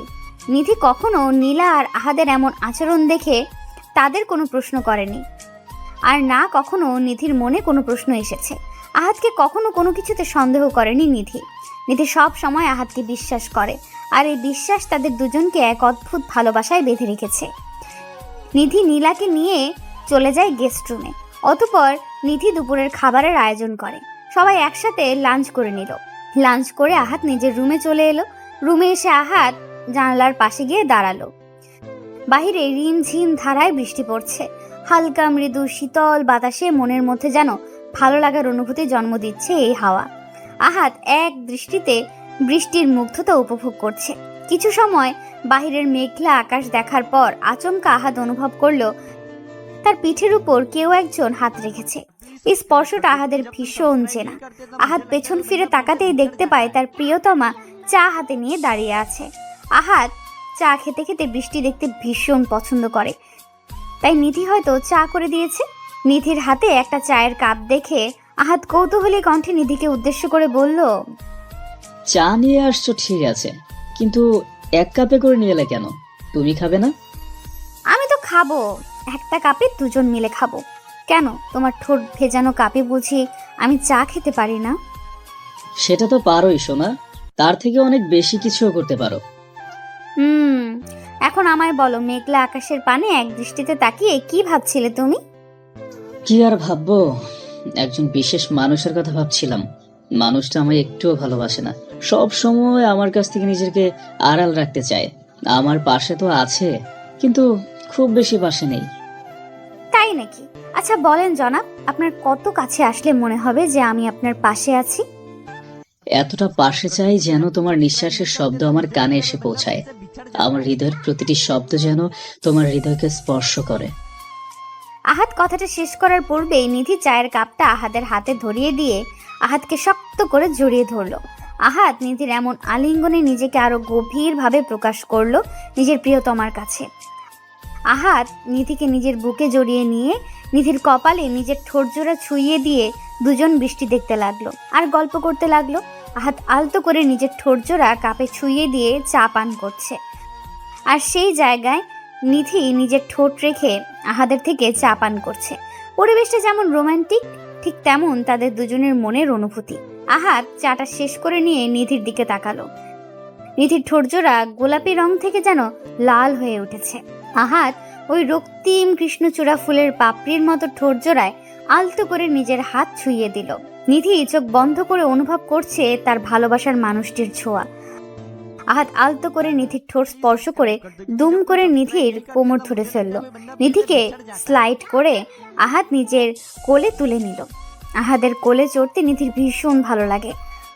আহাদ নিধিকে নিজের সামনে ব্যালকনিতে বসিয়ে দিয়ে নিধির দিকে একটু এগিয়ে এসে পেছন থেকে নিধির কোমর জড়িয়ে ধরে নিধিকে উদ্দেশ্য করে নেশালো কণ্ঠে বলতে লাগলো, নিধি, আজকের এই আবহাওয়া, এই নীরব পরিবেশ, এই বৃষ্টির প্রতিটা ফোঁটা, মেঘাচ্ছন্ন আকাশ, সবকিছু দেখে তোমার মনের মধ্যে কি চাইছে? প্রচুর ভালোবাসা চাইছে। তোমার ভালোবাসার স্পর্শ চাইছে আমার দেহের প্রতিটা অংশ। তোমার মধ্যে হারিয়ে যেতে চাইছি আমি। তবে কেন অপেক্ষা করছো? ওই মিষ্টি ঠোঁটের স্বাদটুকু আমায় নিতে দাও মন ভরে। আমার এই অশান্ত মনকে শান্ত করার ওষুধটুকু দিয়ে দাও প্লিজ। আহাদের নেশালো কণ্ঠস্বরটা যেন নিধির মনকে আরো ব্যাকুল করে তুলেছে। নিধি নিজেকে আর দমিয়ে রাখতে পারছে না। আহাদের প্রতি তার দুর্বলতা যেন আরো প্রখরভাবে কাজ করছে। আহাদ নিধির কোমর থেকে হাত সরিয়ে নিতেই নিধি হকচকিয়ে গিয়ে আহাদের কাঁধের ওপর নিজের হাত রেখে আহাদের ঠোঁট বরাবর নিজের ঠোঁটজোড়া এগিয়ে দিল। নিধির ঠোঁটজোড়া আহাদের দিকে এগিয়ে আসতেই আহাদ আর 1 মিনিটও বিলম্ব করল না। দুম করে নিজের ঠোঁট দিয়ে নিধির ঠোঁটজোড়াকে চেপে ধরল। পাগলের মতো আহাদ নিধির ঠোঁটের স্বাদ নিতে ব্যস্ত। দুজন যেন আর নিজেদের মধ্যে নেই, হারিয়ে গেছে তারা কোনো এক ভিন্ন জগতে। আহাদ যেমন নিধিকে পাগলের মতো চুমু খাচ্ছে, ঠিক তেমনি নিধিও আহাদের প্রতিটা স্পর্শে সমানভাবে রেসপন্স করছে। কিছু সময় ধরে তাদের আদর পর্ব চলতেই আহাদ আলতো করে নিধির ঠোঁটজোড়া ছেড়ে দিল। নিধিকে কোলে তুলে নিয়ে আহাদ সোজা চলে যায় নিজেদের বিছানায়। নিধিকে বিছানায় পরম আবেশে শুইয়ে দিয়ে আহাদ নিধিকে পাগলের মতো আদর করতে লাগলো। আহাদের ভালোবাসার স্পর্শগুলো নিধি ব্যাপকভাবে সাড়া দিতে লাগলো। দুজন যেন আজ হারিয়ে গেছে অন্য এক দুনিয়ায়। ভালোবাসাকে পূর্ণতা দিতে তারা মরিয়া হয়ে উঠেছে। ঘন্টাখানেক পর আহাদ ক্লান্ত হয়ে নিধির বুকে মাথা দিয়ে শুয়ে পড়ল। আহাদ ক্লান্ত হয়ে পড়তেই নিধি আলতো কণ্ঠে আহাদকে উদ্দেশ্য করে মুচকি হেসে বলল, কি গো, তোমার এখন হলো বুঝি?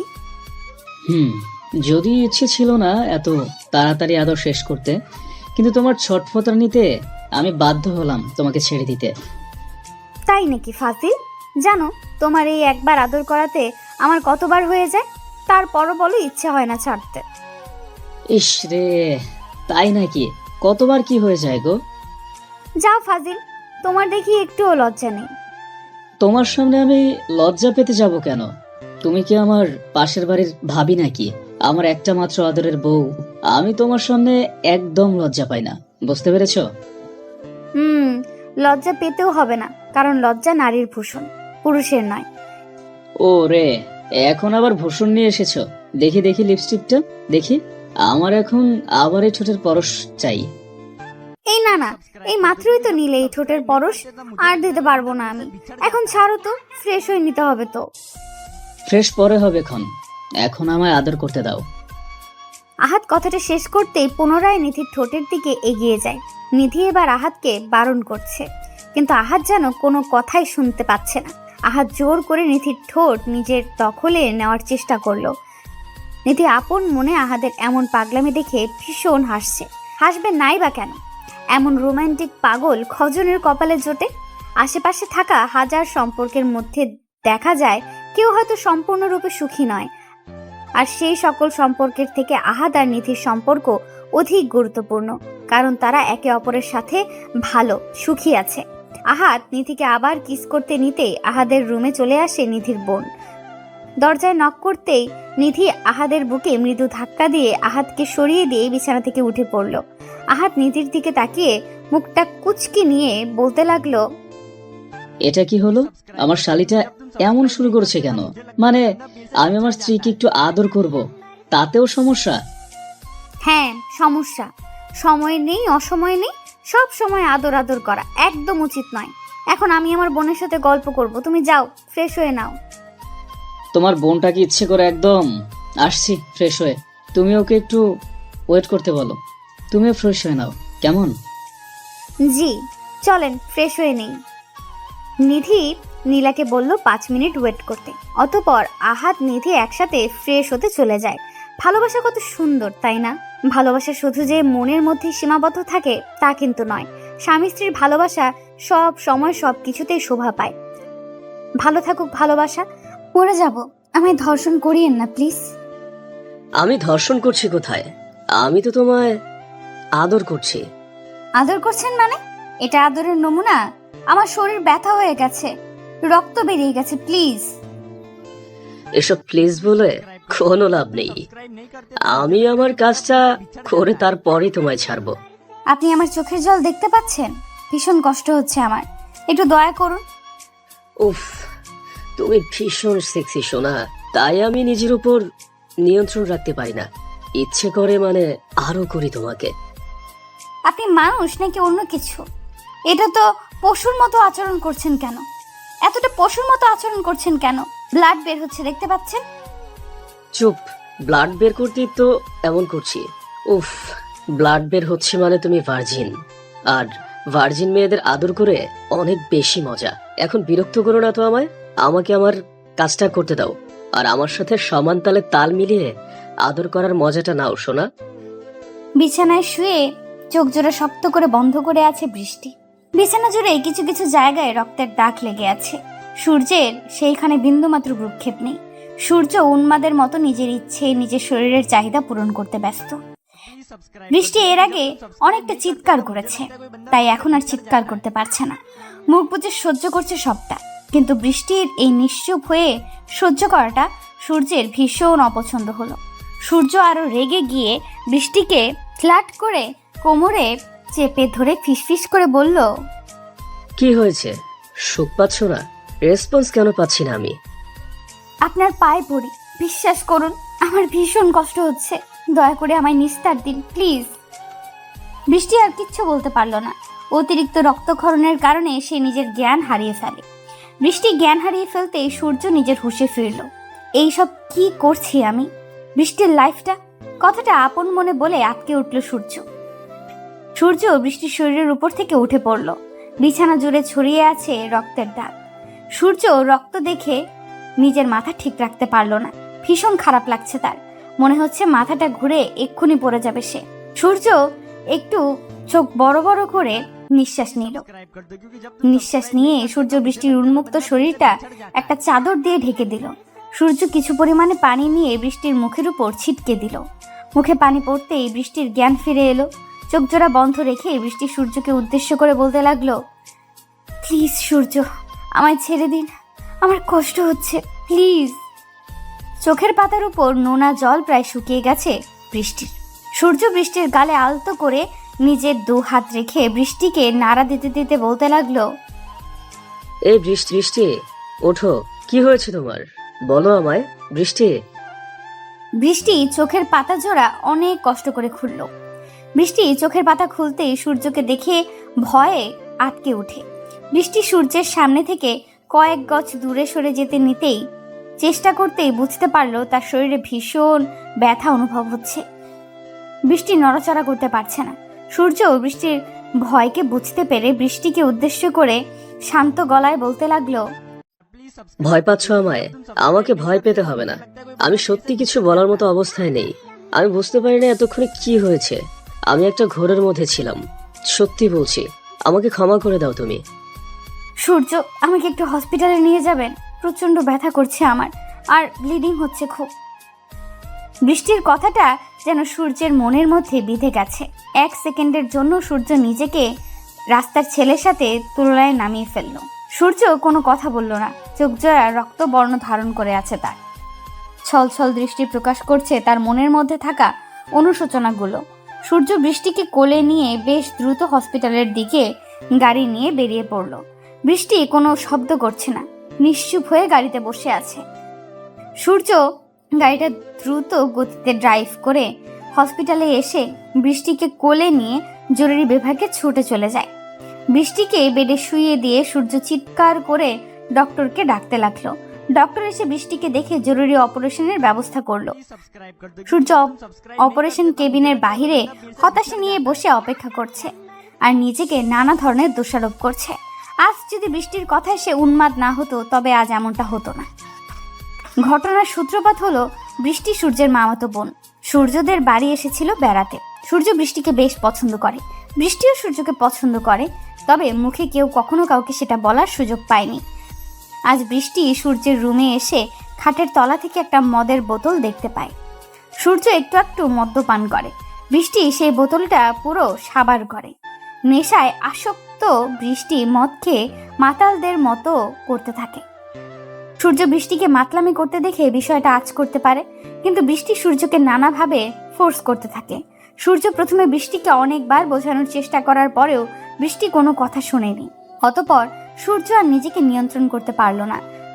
বৃষ্টিকে আদরে আদরে ভরিয়ে দিতে লাগলো সে। অতঃপর কি হলো তা তো দেখতেই পেলেন। সূর্য কিছু সময় অপেক্ষা করতেই ডক্টর বাহিরে এসে সূর্যের দিকে তীক্ষ্ণ দৃষ্টিতে তাকালো। সূর্য বসা থেকে উঠে দাঁড়াতেই ডক্টর সূর্যকে উদ্দেশ্য করে বলল, পেশেন্ট আপনার কি হয়? কেন ডক্টর, কি হয়েছে? সব ঠিক আছে তো? মানে বৃষ্টির কোনো ক্ষতি হয়নি তো? প্রশ্নের বিপরীতে আমি প্রশ্ন করা পছন্দ করি না, উত্তর দিন। ও আমার স্ত্রী, বলুন কি হয়েছে? ও ঠিক আছে, আপনার স্ত্রী সামান্য ইনজুরি পেয়েছে, সমস্যা নেই, ঠিক হয়ে যাবে। আসলে আমরা গাইনি বিভাগের ডাক্তাররা এমন কেস প্রায় পেয়ে থাকি। ছেলেমেয়েরা বিয়ের আগে অবৈধ সম্পর্ক করে অনেক সেম কেস নিয়ে আসে। আপনি রাইট টাইমে আসতে পেরেছেন, তা না হলে রক্তক্ষরণে হার্ট অ্যাটাক হয়ে আপনার স্ত্রীর মৃত্যু পর্যন্ত হতে পারত। পরবর্তীতে একটু সাবধান, আপনার স্ত্রীর একটুর জন্য রক্ষা পেয়েছে, একটু সাবধান কেমন? ডক্টরের কথা শুনে সূর্য যেন প্রাণ ফিরে পেল। সূর্য একটা দীর্ঘশ্বাস ছেড়ে বৃষ্টিকে দেখতে ছুটে কেবিনের দিকে চলে যায়। বৃষ্টি বেডে নিশ্চুপ হয়ে শুয়ে আছে। সূর্য কেবিনে আসতে বৃষ্টি সূর্যের দিক থেকে মুখ ফিরিয়ে অন্যদিকে মুখ ঘুরিয়ে নিল। সূর্য বিষয়টা বুঝতে পেরে বৃষ্টির কাছে এসে বসলো। মাথাটা নিচু করে বৃষ্টিকে উদ্দেশ্য করে বলল সূর্য। বৃষ্টি, আমি সত্যি লজ্জিত। আমি চাইনি। সূর্যকে থামিয়ে দিয়ে বৃষ্টি বলতে লাগলো, থামুন প্লিজ, আপনার কথাগুলো আমার সহ্য হচ্ছে না। হুম। একদিন হসপিটালে থাকার পর বৃষ্টিকে হসপিটাল থেকে ছাড়া হলো। বৃষ্টি বাড়ি এসে নিজের ব্যাগ গুছিয়ে নিল। এখন মোটামুটি সুস্থ বৃষ্টি। সূর্য বৃষ্টিকে নিয়ে বাড়ি ফিরতেই সবাই হাজারটা প্রশ্ন শুরু করে দিল। সবাই জানতে চাইতে লাগলো বৃষ্টি কোথায় ছিল গতকাল রাতে, আর সূর্যই বা কোথায় ছিল। কিন্তু সূর্য সত্যিটা সবাইকে বলতে পারলো না। মিথ্যা বলল যে গতকাল তারা একটু ঘুরতে গেছিল। বাড়ির লোক আর কোনো কথা বলল না। রুমে এসে সূর্য ফ্রেশ হয়ে নিতেই বাহির থেকে চিৎকার চেঁচামেচির শব্দ আসতে লাগলো। সূর্য বিচলিত হয়ে দৌড়ে ছুটে বাহিরে চলে আসে। বাহিরে আসতেই সূর্য দেখতে পায় বৃষ্টি তৈরি হয়ে বেরিয়ে যাচ্ছে, আর বাড়ির সবাই বৃষ্টিকে আটকাতে মরিয়া হয়ে চেষ্টা করছে। সূর্য বৃষ্টির দিকে কিছু সময় তাকিয়ে থেকে পেছন থেকে এগিয়ে গিয়ে বৃষ্টির হাত ধরলো। বৃষ্টি সূর্যের স্পর্শ পেতেই থমকে দাঁড়ালো। সূর্য মৃদু কণ্ঠে বলল, বৃষ্টি, তুমি এভাবে চলে যাচ্ছ কেন? সবাই যেতে বারছে, একটু সকলের কথা ভেবে। সূর্যকে থামিয়ে দিয়ে বৃষ্টি ভারী কণ্ঠে বলল, সবার কথা রাখা আমার পক্ষে সম্ভব নয়। আর এত কিছু হয়ে যাবার পরেও আমি এ বাড়িতে থাকবো, সেটা কাল্পনিক। তাছাড়া এই বাড়িতে না থাকার যথেষ্ট কারণ আছে। কি কারণ বলো আমায়। বিশ্বাস করো, আমি সেই কারণটা বদলে দিব, প্লিজ। বৃষ্টি সূর্যের হাত থেকে নিজের হাত এক ঝাড়ি দিয়ে ছাড়িয়ে নিয়ে সূর্যের দিকে গভীর দৃষ্টি রেখে বলতে লাগলো, সেই কারণটা আর কিছু নয়, আপনি নিজেই। বৃষ্টির কথা শুনে সূর্যের কোনো পরিবর্তন দেখা গেল না। সূর্য মাথাটা নিচু করে নিছক হাসির রেখা নিজের ঠোঁটের কোণে এঁকে বৃষ্টিকে উদ্দেশ্য করে বলল, এই সামান্য ব্যাপারটার কারণে মানে তুমি চলে যেতে চাইছো? ঠিক আছে বৃষ্টি, তুমি থাকো, আমি বেরিয়ে যাচ্ছি। আজকের দিনের সময়টা কি পাবো আমি? মানে আমার সবকিছু গোছাতে একটু সময় লাগবে, শুধু আজকের দিনটা। কাল সকাল হতেই চলে যাব আমি। থাক, দরকার নেই। আপনি চলে গেলে বাড়ির লোক নানা কথা বলবে। ঘরের ছেলে ঘরে থাকুক, আমি চলে যাচ্ছি। আরে না, কিছু বলবে না। আমি ট্যুরের কথা বলে বেরিয়ে যাব, আর ততদিন ফিরবো না যতদিন তুমি আছো। ওকে। এবার খুশি তো তুমি? আমার খুশি? যেখানে আমার জীবনটা নরক করে দিয়েছেন কয়েক মুহূর্তে, সেখানে আমার খুশির কথা চিন্তা করা আপনাকে শোভা দেয় না। বৃষ্টি কথাটা শেষ করে হনহন করে রুমের দিকে চলে যায়। সূর্যের চোখের সামনেটা আধার হয়ে আসছে। এই আধার হয়ে আসার কারণ হলো জল। নোনা জল সূর্যের চোখের পাতা ভারী করে দিয়েছে। ছলছল চোখে সূর্য সবার আড়ালে নিজের রুমে চলে আসে। মনের মধ্যে একটা প্রশ্ন ঘুরছে সূর্য ভাবছে, আমি তো কোনো ভুল করিনি। আমি তো নিজের ইচ্ছায় বৃষ্টির সাথে কিছু করিনি, বরং বৃষ্টি নিজেই আমার কাছে এসেছে, আমায় জোর করেছে। মানছি আমায় নিজের জ্ঞানে থাকা উচিত ছিল, আমি পারিনি। তাই বলে সব কিছুর জন্য আমাকে সাজা দেওয়ার মানে কি? সূর্য কথাটা ভাবতেই বৃষ্টির কথা মনে পড়ে যায় তার। বৃষ্টি যদি তাকে দূরে রেখে এমন অবহেলা করে শান্তি পায়, তবে বৃষ্টির শান্তির জন্য সব কিছু সে করতে পারবে। ভাইয়া, কোথায় যাচ্ছেন? আসলে আজ আমার একটা ট্যুর আছে কিছুদিনের জন্য, তাই বের হচ্ছিলাম। ভাইয়া, আমরা তো আর অল্প কয়েকদিন আছি। এই কয়দিন না হয় এখানেই থেকে যান। আমরা চলে গেলে বরং আপনিও চলে যাবেন। তোমরা যাওয়ার আগেই আমি ফিরে আসবো, সো টেনশন করিও না। সূর্যের কথা শেষ হতে পেছন থেকে বৃষ্টি বেশ শব্দ করে বলতে লাগলো, আপনি যে চলে যাচ্ছেন, আমার কিছু কথা আছে আপনার সাথে। বৃষ্টির কথা শুনে সূর্য পেছন ফিরে দৃষ্টিপাত করলো। বৃষ্টির উদ্দেশ্যে সূর্য বলতে লাগলো, হ্যাঁ, বলো, কি বলবে? বলার মতো অনেক কথা আছে, তবে এখানে নয়, আমি একান্তে। রুমে চলো। সূর্য বৃষ্টিকে থামিয়ে দিয়ে রুমে চলে যায়। আসলে সূর্যের বাড়ি ছেড়ে চলে যেতে মোটেও কষ্ট হচ্ছে না। আসল কষ্টটা হচ্ছে এই ভেবে যে বৃষ্টি তাকে অবহেলা করছে। ভালোবাসার মানুষটি যখন অবহেলা করে, তখন কলিজার মধ্যে লাগে আঘাতটা। সূর্য রুমে এসে বসতেই বৃষ্টি রুমে এসে দরজাটা বন্ধ করে দিল। সূর্য বৃষ্টির কাজে একটু অবাক হলো। সূর্য অবাক হয়ে বৃষ্টিকে উদ্দেশ্য করে বলতে লাগলো, এ কি করছো? দরজা বন্ধ করছো কেন? কিছু হারানোর ভয় নেই, আর যা ছিল তা আপনি নিয়ে নিয়েছেন। দেখো বৃষ্টি, আমি মানছি যে আমি ভুল করেছি, তবে সেখানে আমার যতটা দোষ ছিল, ঠিক ততটা তোমারও ছিল। এক হাতে কখনো তালি বাজে না, তবুও তুমি এককভাবে আমায় দোষারোপ করলে। চলে যেতে বললে আমাকে তোমার সামনে থেকে। সমস্যা নেই, চলে না হয়ে যাব। তবে একটা কথা, এই মনের মধ্যে থেকে কি করে সূর্যকে বাহির করবে বলতে পারো? সূর্যের কথায় অবাক হয়ে বৃষ্টি বলল, আমার মনের মধ্যে আপনি আছেন, সেটা আপনি জানেন কি করে? তোমার মনটা হয়তো সবটা আড়াল করে, তবে চোখ জোড়া তো তা করে না। ওই চোখে আমি স্পষ্ট দেখতে পেয়েছি আমার ছবি, তাই আমি জানি। এখন কি করব? আমি পারছি না তো নিজেকে বোঝাতে, পারছি না আপনার করা আচরণগুলোকে ভুলে যেতে। তাড়িয়ে দাও আমায় নিজের জীবন থেকে, অনেক দূরে, অনেক দূরে তাড়িয়ে দাও আমাকে। পারছি না তো তাড়িয়ে দিতে, কি করব আমি বলে দিন? কেন পারছো না? কষ্ট হচ্ছে তো, ভীষণ কষ্ট হচ্ছে। আমার বুকটা ফেটে যাচ্ছে, মনে হচ্ছে আপনাকে ছাড়া আমি বেঁচে থাকতে পারবো না। কেন কষ্ট হচ্ছে? আমায় তো তুমি ভালোবাসো না, তবে কেন কষ্ট হচ্ছে তোমার? ভালোবাসি তাই। আমি আপনাকে ভালোবাসি ভীষণ। কথাটা বলতেই বৃষ্টি লজ্জায় মাথা লুকিয়ে নিল। সূর্য মুচকি হাসি দিয়ে বৃষ্টির লজ্জা মাখা মুখটার দিকে গভীর দৃষ্টি রাখলো। অপরূপ সুন্দরী এক নারী তার সামনে দাঁড়িয়ে আছে, নিজেকে ইচ্ছা করলেও নিয়ন্ত্রণ করা দায়। এই সুন্দরীর মাঝে সারা জীবন ধরে ডুবে থাকলেও কম হবে। এই সুন্দরী তার গল্পের পরী, যাকে নিয়ে কয়েক কোটি গল্প লিখেছে সূর্য। সূর্য বৃষ্টির দিকে একটু এগিয়ে এসে বৃষ্টির থুতনিটা ধরে আলতো করে বৃষ্টির মুখটা তুলে দিল। বৃষ্টি ভীষণ লজ্জা পাচ্ছে। সূর্য বৃষ্টির চোখের দিকে তাকিয়ে মায়া ভরা কণ্ঠে বলতে লাগলো, লজ্জা নারীর ভূষণ, তবে তোমার এই লজ্জাটা আমার মনকে শান্ত করতে পারছে না, বরং আবার উন্মাদনা সৃষ্টি করে চলেছে এই বুকের মধ্যে। সারাটি জীবন তুমি এই বুকে থাকবে, পাগলের মতো করে ভালোবাসা দিবে আমাকে, আমাকে তোমার ভালোবাসায় ভরিয়ে দিবে। যতদিন বেঁচে আছি ততদিন এই মন প্রাণ শুধু আপনার। সূর্য, আমি আপনাকে নিজের থেকে অনেক বেশি ভালোবাসি, কখনো আমায় ছেড়ে যাবেন না, সত্যি মরে যাব। বৃষ্টি কথাটি শেষ করতেই সূর্য বৃষ্টিকে শক্ত করে জড়িয়ে ধরল। বৃষ্টি পরম আবেশে সূর্যের বুকে মাথা রেখে শান্তি অনুভব করতে লাগলো। বৃষ্টি আর সূর্যের এই শান্তির আদান প্রদান বেশিক্ষণ স্থায়ী হলো না। দরজায় বেল শব্দ করে নক করা হলো। সূর্য বৃষ্টিকে ছেড়ে দিতেই বৃষ্টি দরজাটা খুলল। দরজা খুলে দিতেই সূর্যের মা বৃষ্টিকে উদ্দেশ্য করে বলল, বেশি সময় নেই, তোর বাবা মা আসছে।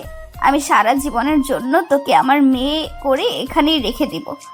আমার ছেলেকে পছন্দ হয়েছে তোর? পছন্দ হয়ে বলতে তেমন না, বেশ পছন্দ হয়েছে। বৃষ্টি কথাটা বলতেই দৌড়ে পালিয়ে যায়। সূর্যের মা বুঝতে পারে মেয়ে তার লজ্জা পেয়েছে। সূর্যের দিকে তার মা দৃষ্টি নিক্ষেপ করতেই দেখতে পায় সূর্য মুচকি মুচকি হাসছে।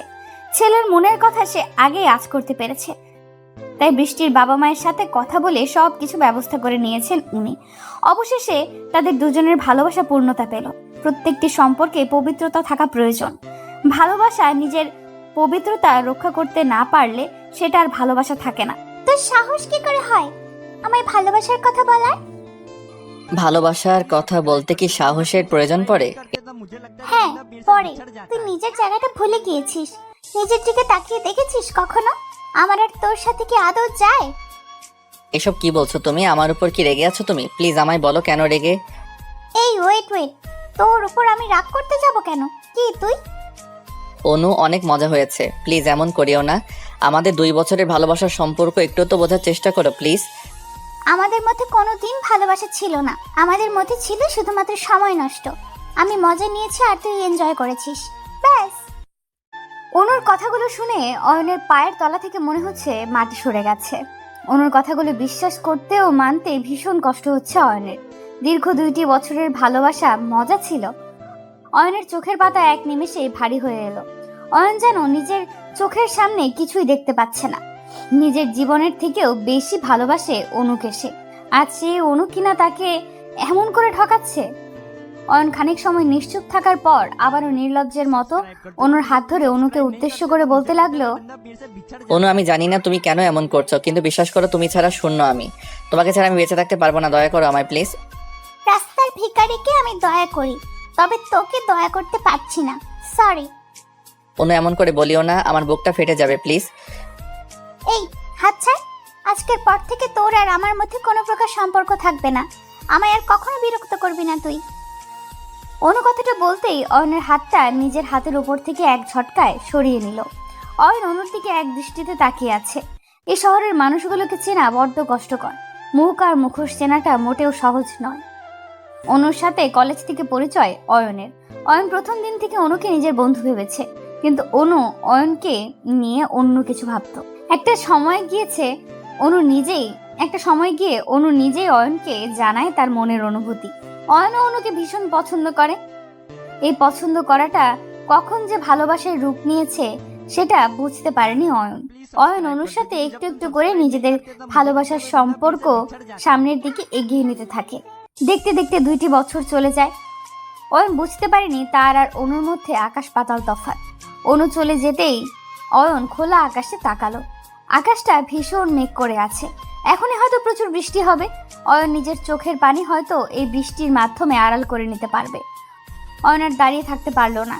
হাঁটতে হাঁটতে বাড়ির পথে চলতে লাগলো সে। বুকটা ফেটে যাচ্ছে অয়নের। এতটা ভালোবাসার পরেও অনুকে আগলে রাখতে পারলো না সে। অয়ন নিজের রুমে এসে দরজা বন্ধ করে দিল। মনটা ভীষণ খারাপ হয়ে আছে তার। নিশ্চুপ হয়ে বিছানায় বসে পড়তেই অয়নের ফোনে অধরা কল করলো। 2বার রিং হতেই অয়ন কলটা পিক করলো। ওপার থেকে অধরা অয়নকে উদ্দেশ্য করে বেশ শক্ত গলায় বলল, এই তোকে আমি খুন করব বুঝলি? আমার সাথে তোকে দেখা করতে বলেছি, মনে আছে তো সেই কথা? আছে মনে। মনে থাকলে এলি না কেন দেখা করতে? দাম বেড়ে গেছে নাকি তোর? অধরা, আমার মনটা ভালো নেই, আমি পরে তোর সাথে দেখা করব। তাই না? কেন, তোর মনের ঘরের আবার কি হলো? কে তোর মন খারাপ করে দিয়েছে? আমি নাকি? ফালতু কথা ছাড়, আমার ভালো লাগছে না, রাখছি আমি। অয়ন কথাটা বলতেই অধরার মুখের ওপর কলটা কেটে দিল। অয়নের বুকের মাঝে যেটা চলছে সেটা শুধুমাত্র অয়ন বুঝছে। অন্য কেউ অয়নের বুকের কষ্টটা বুঝতে পারবে না। অয়ন ফোনটা সাইডে রেখে দিয়ে আপন মনে অনুর কথা ভাবতে লাগলো। একটা মেয়ে তাকে ভালোবাসার নামে এমন প্রতারণা করতে কি করে পারলো? কিছুই ভাবতে পারছে না অয়ন। অয়নের চোখ থেকে নোনা জল গড়িয়ে পড়ছে। অয়ন আপন মনে নিজের চোখ থেকে নোনা জল ফেলছে আর অনুর কথা ভাবছে। কিছু সময় অনুর কথা ভাবতেই হঠাৎ করে অয়নের কানে ভেসে এলো অধরার কণ্ঠস্বর। অধরার কণ্ঠস্বরটা অয়নের কানে আসতেই অয়ন চমকে উঠল। তার মানে কি অধরা অয়নের বাড়ি চলে এসেছে? অয়ন বিছানার উপর থেকে উঠে দাঁড়াতেই অধরা অয়নের রুমে হকচকিয়ে চলে এলো। অধরা অয়নের রুমে এসে দুম করে অয়নের উপর ঝাঁপিয়ে পড়লো। অয়ন কিছু বুঝে ওঠার আগেই অধরা অয়নের শার্টের কলার চেপে ধরে রাগে গজগজ করতে করতে অয়নকে উদ্দেশ্য করে বলল, তোকে এখন ইচ্ছে করছে মেরে ফেলতে। আমায় এত কষ্ট দিস কেন রে তুই? আমার কথা কি তোর মনে থাকে না? অধরা, শান্ত হয়ে কথা বল, আমার শার্টের কলারটা ছাড়। ছাড়বো না। আমি শান্ত হয়ে কথা বলতে পারছি না। তুই আমার সাথে এমন করিস কেন? কি করেছি আমি? তুই কি করবি? আমার মন খারাপ ছিল তাই তোর সাথে দেখা করতে পারিনি। আচ্ছা বল, কেন মন খারাপ হয়েছে? কি হয়েছে সত্যি করে বল। কিছু হয়নি, সব ঠিক আছে, বাদ দে সেসব কথা। কি কথা বলতে এত জরুরি তলব করেছিস বল এখন। সব কথা তোকে বলতে হবে কেন? তুই কি আমার চোখের ভাষা পড়তে জানিস না? কি সব পাগলের মতো কথা বলছিস তুই? মাথা ঠিক আছে তো তোর? আমার মেজাজ খারাপ করিস না, কাজের কথা বললে বল, না হলে যা। আমার কথা তো তোর কাছে গুরুত্বহীন মনে হয়। শোন অয়ন, আমি কিন্তু লজ্জার দোহাই দিচ্ছি না। আমি তোকে ভালোবাসি, সরাসরি বললাম। ভুল করেও না করিস না, কারণ আমি না শব্দটা শুনতে পারি না। অধরার কথা শুনে অয়ন চমকে উঠল। অয়ন সবসময় অধরাকে নিজের বন্ধু ভেবে এসেছে। অধরা হঠাৎ করে অয়নকে প্রপোজাল দিবে এমন কিছুই অয়ন কখনো আশা করতে পারেনি। অয়ন অধরার কথায় খানিকটা চমকে গিয়ে অধরাকে উদ্দেশ্য করে কৌতূহলী কণ্ঠে বলল, আমার সাথে মজা করছিস তুই? দেখ, আমার কিন্তু মন মাইন্ড এমনিতেই ভালো নেই, তাই আমার সাথে কোনো প্রকার ফাইজলামি করিস না প্লিজ। আমি তোর সাথে ফাজলামি করব কেন? আমি সত্যিই তোকে ভালোবাসি, বিশ্বাস কর আমায়। আমি তোকে ছাড়া বাঁচতে পারবো না। অধর, আমি তোকে কখনো ওসব ভেবে দেখিনি। তুই আমার বন্ধু ছিলে, আছিস আর বন্ধুই থাকবি। Shut up! আমি তোর বন্ধু হয়ে থাকতে পারবো না। আমি তোর প্রিয়জন হতে চাই, মানে চাই। এবার তোর ইচ্ছে থাকুক বা না থাকুক, আই ডোন্ট কেয়ার। পাগলামি করতেই পারবি তুই, কিন্তু তোর এই পাগলামিতে সবটা বদলে যাবে না। কি বদলে যাবে আর কি বদলাবে না সেটা আমি নির্ণয় করেই এসেছি। তোকে আমি দরকার পড়লে জোর করে হলেও আমার করেই ছাড়বো। অধরা কথাটা বলতেই অয়নের সামনে থেকে চলে যায়। অয়ন অবাক হয়ে অধরার চলে যাওয়ার দিকে এক দৃষ্টিতে তাকিয়ে আছে। অধরা হঠাৎ করে এমন কথা বলতে পারে হয়তো অয়ন আশা করতে পারেনি, কিন্তু অয়ন এটাই বুঝতে পারছে না অধরার মনের মধ্যে হঠাৎ করে এইসব চিন্তা কেমন করে এলো। অধরা তো কাউকে কখনো ভালোবাসতে পারেই না, কারণ এতটা বছরের বন্ধুত্বের সম্পর্কের মধ্যে অয়ন একটিবারও শোনেনি অধরা কাউকে ভালোবাসে। অধরাও কি অনুর মতো করে তাকে নিয়ে মজা করতে এসেছে? অনুর কথা ভাবতেই অয়ন আবার শান্ত হয়ে গেল। অনুর সাথে শেষ কথা বলার পর আর একটিবারও অয়ন অনুকে কল করেনি। বোবা মনের ইচ্ছে হলো ভীষণ অনুর সাথে একটু কথা বলতে। অয়ন এখনো ভাবছে অনু হয়তো রাগের বশে অয়নের সাথে এমন করেছে। অয়ন নিজের ফোনটা হাতে নিয়ে অনুর নাম্বারে কল করলো। অয়ন অনুকে কল করতেই দুবার রিং হতেই অনু কলটা পিক করলো। অনু কলটা পিক করতেই ওপাশ থেকে ভীষণ কর্কশ কণ্ঠে অয়নকে উদ্দেশ্য করে চরম বিরক্তি নিয়ে বলল, এই কি হয়েছে তোর? একবার বললাম না তোর আর আমার মাঝে আর কিছু নেই? কথা কি কানে যায় না তোর? অনু প্লিজ আমার কথাটা তো শোনো, এমন করিও না প্লিজ। আমি সত্যি তোমায় ভালোবাসি, আমায় এমন করে ছেড়ে দিও না। আচ্ছা ঝামেলায় পড়লাম তো। আমি কি তোকে বলেছি যে তুই আমায় ভালোবাসিস না? আমি বলেছি তোকে আমি ভালোবাসি না। আমাকে আর জ্বালাতে কল করবি না। অনু এতটা তাড়াতাড়ি কি করে তুমি বদলে যেতে পারলে? আমার ভালোবাসার কি কোনো মূল্য তোমার কাছে নেই? না, নেই। আমার কাছে তোর মতো ফকিরের কোনো মূল্য নেই। আর শুধু আমার কাছে বলছিস কেন? তোর মূল্য কোনো মেয়ের কাছে নেই। দয়া করে আর জ্বালাবি না আমায়। অনু প্লিজ মাথাটা একটু ঠান্ডা করো সোনা। এমন করলে কি করে হবে বলো? আমাদের একদিনের সম্পর্ক নয়, একটু বোঝার চেষ্টা করো। আমি এত শত বুঝতে চাই না। কলটা রাখছি। তারপরও যদি নির্লজ্জের মতো আমায় কল করিস তবে আমি বিকল্প ব্যবস্থা নিতে বাধ্য হব। অনু শোনো প্লিজ। অনু অনু অয়নের কথাটা শোনার বিন্দু মাত্র প্রয়োজন বোধ করলো না। অয়নের মুখের উপর কলটা কেটে দিয়ে অয়নের ফোন নাম্বারটা ব্ল্যাক লিস্টে রেখে দিল। অয়ন অনুর নাম্বারে আরো কয়েকবার কল ডায়াল করার পরেও কোনো লাভ হলো না। অনুর ফোনে আর কল গেল না। অয়ন ফোনটা ফেলে দিয়ে মাটিতে বসে পড়ল। চোখ থেকে টপ টপ করে জল গড়িয়ে পড়ছে তার। নিজের চোখের সামনে নিজের ভালোবাসার মানুষটির এমন পরিবর্তন যেন অয়নকে ক্ষতবিক্ষত করে দিয়েছে। এই সমাজে কেউ নির্লজ্জ নয়। যার কাছে সম্পর্কের মূল্য বেশি সে বারবার ফিরে আসতে চায়। অয়ন আপন মনে ভাবতে লাগলো এমন করে নিজের চোখের জল ফেলা ঠিক হবে না। অনু যদি বদলে গিয়ে অয়নকে ছেড়ে ভালো থাকে তবে অয়ন কেন পারবে না? অয়নও পারবে অনুকে ছাড়া ভালো থাকতে। অয়ন নিজের চোখের জল মুছে ফেলতেই অধরা অয়নকে কল করলো। অয়ন কলটা পিক করতেই অধরা অয়নকে যা বলল তা শুনে অয়ন চমকে উঠল। অধরা অয়নকে উদ্দেশ্য করে বলল, কি গো জামাই আমার, মন খারাপ করে থাকবে? আমায় একটু ভালোবাসা দিলে কি হয়? হ্যালো, আমি কি অদরের সাথে কথা বলছি? ফাজলামি করিও না জামাই আমার, তুমি তোমার আদরের বউয়ের সাথেই কথা বলছো। অদরা ফাইজলামি ছাড় বলছি। ওগো আমি ফাজলামি ছেড়ে দিয়েছি। দেখছো না তোমার অধরা সব কিছু বদলে গেছে। কত ভালোভাবে কথা বলছে তোমার অধরা। কেন কল করেছিস সেটা বল। হ্যাঁ সেটাই তো দেখছি আমি, কিন্তু হঠাৎ করে এমন বদলে যাওয়াটা আমার হজম করতে কষ্ট হচ্ছে। হজম করতে কষ্ট হলেও হজম করে নাও, কারণ আজকের পর থেকে সারা জীবন ধরে আমার হজম করতে হবে তোমায়। এখন বলো কি করছিলে? কি আর করব, বসেছিলাম। অয়ন অধরার সাথে কথা বলতে লাগলো। অতীত ভুলে নতুন করে জীবন সাজাতে হলেও একজন প্রিয় মানুষের প্রয়োজন। প্রিয় মানুষটির ভালোবাসা আমাদের মন থেকে সমস্ত অতীতকে ভুলিয়ে দিয়ে নতুন করে বাঁচতে সাহায্য করবে। অয়ন অধরার সাথে হেসে হেসে কথা বলতে লাগলো। বুকের ওপর থাকা পাথরটা নামিয়ে নিতে হবে। ভালোবাসা তার প্রাপ্য, যে ভালোবাসাকে আগলে রাখতে জানে। তার প্রাপ্য নয় যার কাছে ভালোবাসা প্রকাশ করার পর অবহেলিত হতে হয়। অয়ন সারা রাত ধরে অধরার সাথে ফোনে কথা বলতে লাগলো। ভোর হবার কিছু সময় আগে অয়ন ফোনটা রেখে ঘুমিয়ে পড়লো। বিকেলের দিকে অয়নের ঘুম ভাঙে অধরার ফোনে। অধরা ফোন করে অয়নকে উদ্দেশ্য করে বলতে লাগলো, আয় অয়ন চলো না, আজ দুজন মিলে একটু ঘুরে আসি। ঘুরে আসতে চাইছো ঠিক আছে, তবে কোথায় যাবে? জানি না, তবে অনেক দূরে যেতে চাই। এমন একটা শহরে যেতে চাই যেখানে আমাদের বিরক্ত করার মতো কেউ আসবে না।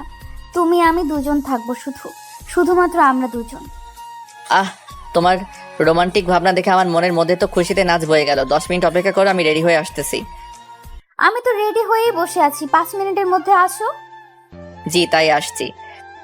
অয়ন কলটা কেটে দিয়ে দ্রুত ফ্রেশ হয়ে নিল। জীবন না কারোর জন্য থেমে থাকে আর না সময় কারোর জন্য অপেক্ষা করবে। জীবন তার আপন গতিতে ছুটে চলবে, শুধু অপেক্ষা হচ্ছে সঠিক মানুষ লাইফে আসা। অয়ন ফ্রেশ হয়ে নিয়ে অধরার বাড়ির সামনে চলে যায়।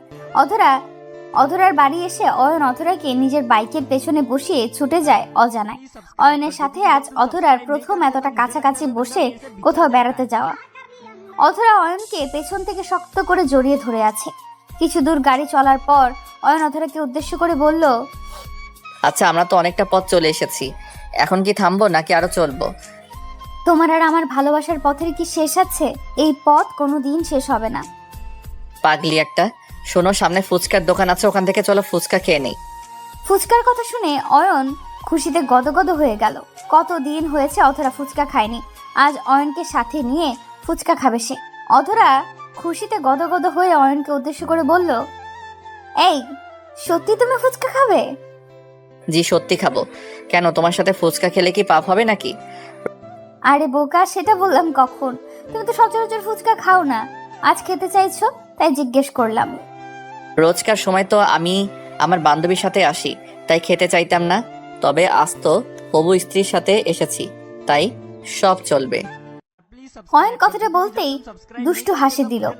অয়নের ঠোঁটের কোণে এই দুষ্টু হাসির ঝলকটা দেখে অধরা অয়নকে জড়িয়ে ধরে অয়নকে গালে নিজের ঠোঁট জোড়া ছুঁইয়ে দিয়ে আলতো করে চুমু খেলো। ভালোবাসা শব্দটা বোঝার ক্ষমতা সবার মধ্যে থাকে না। ভালোবাসা বোঝার জন্য একটা ভালো মন প্রয়োজন, যে মনটার অধিকারী সকলে হতে পারে না।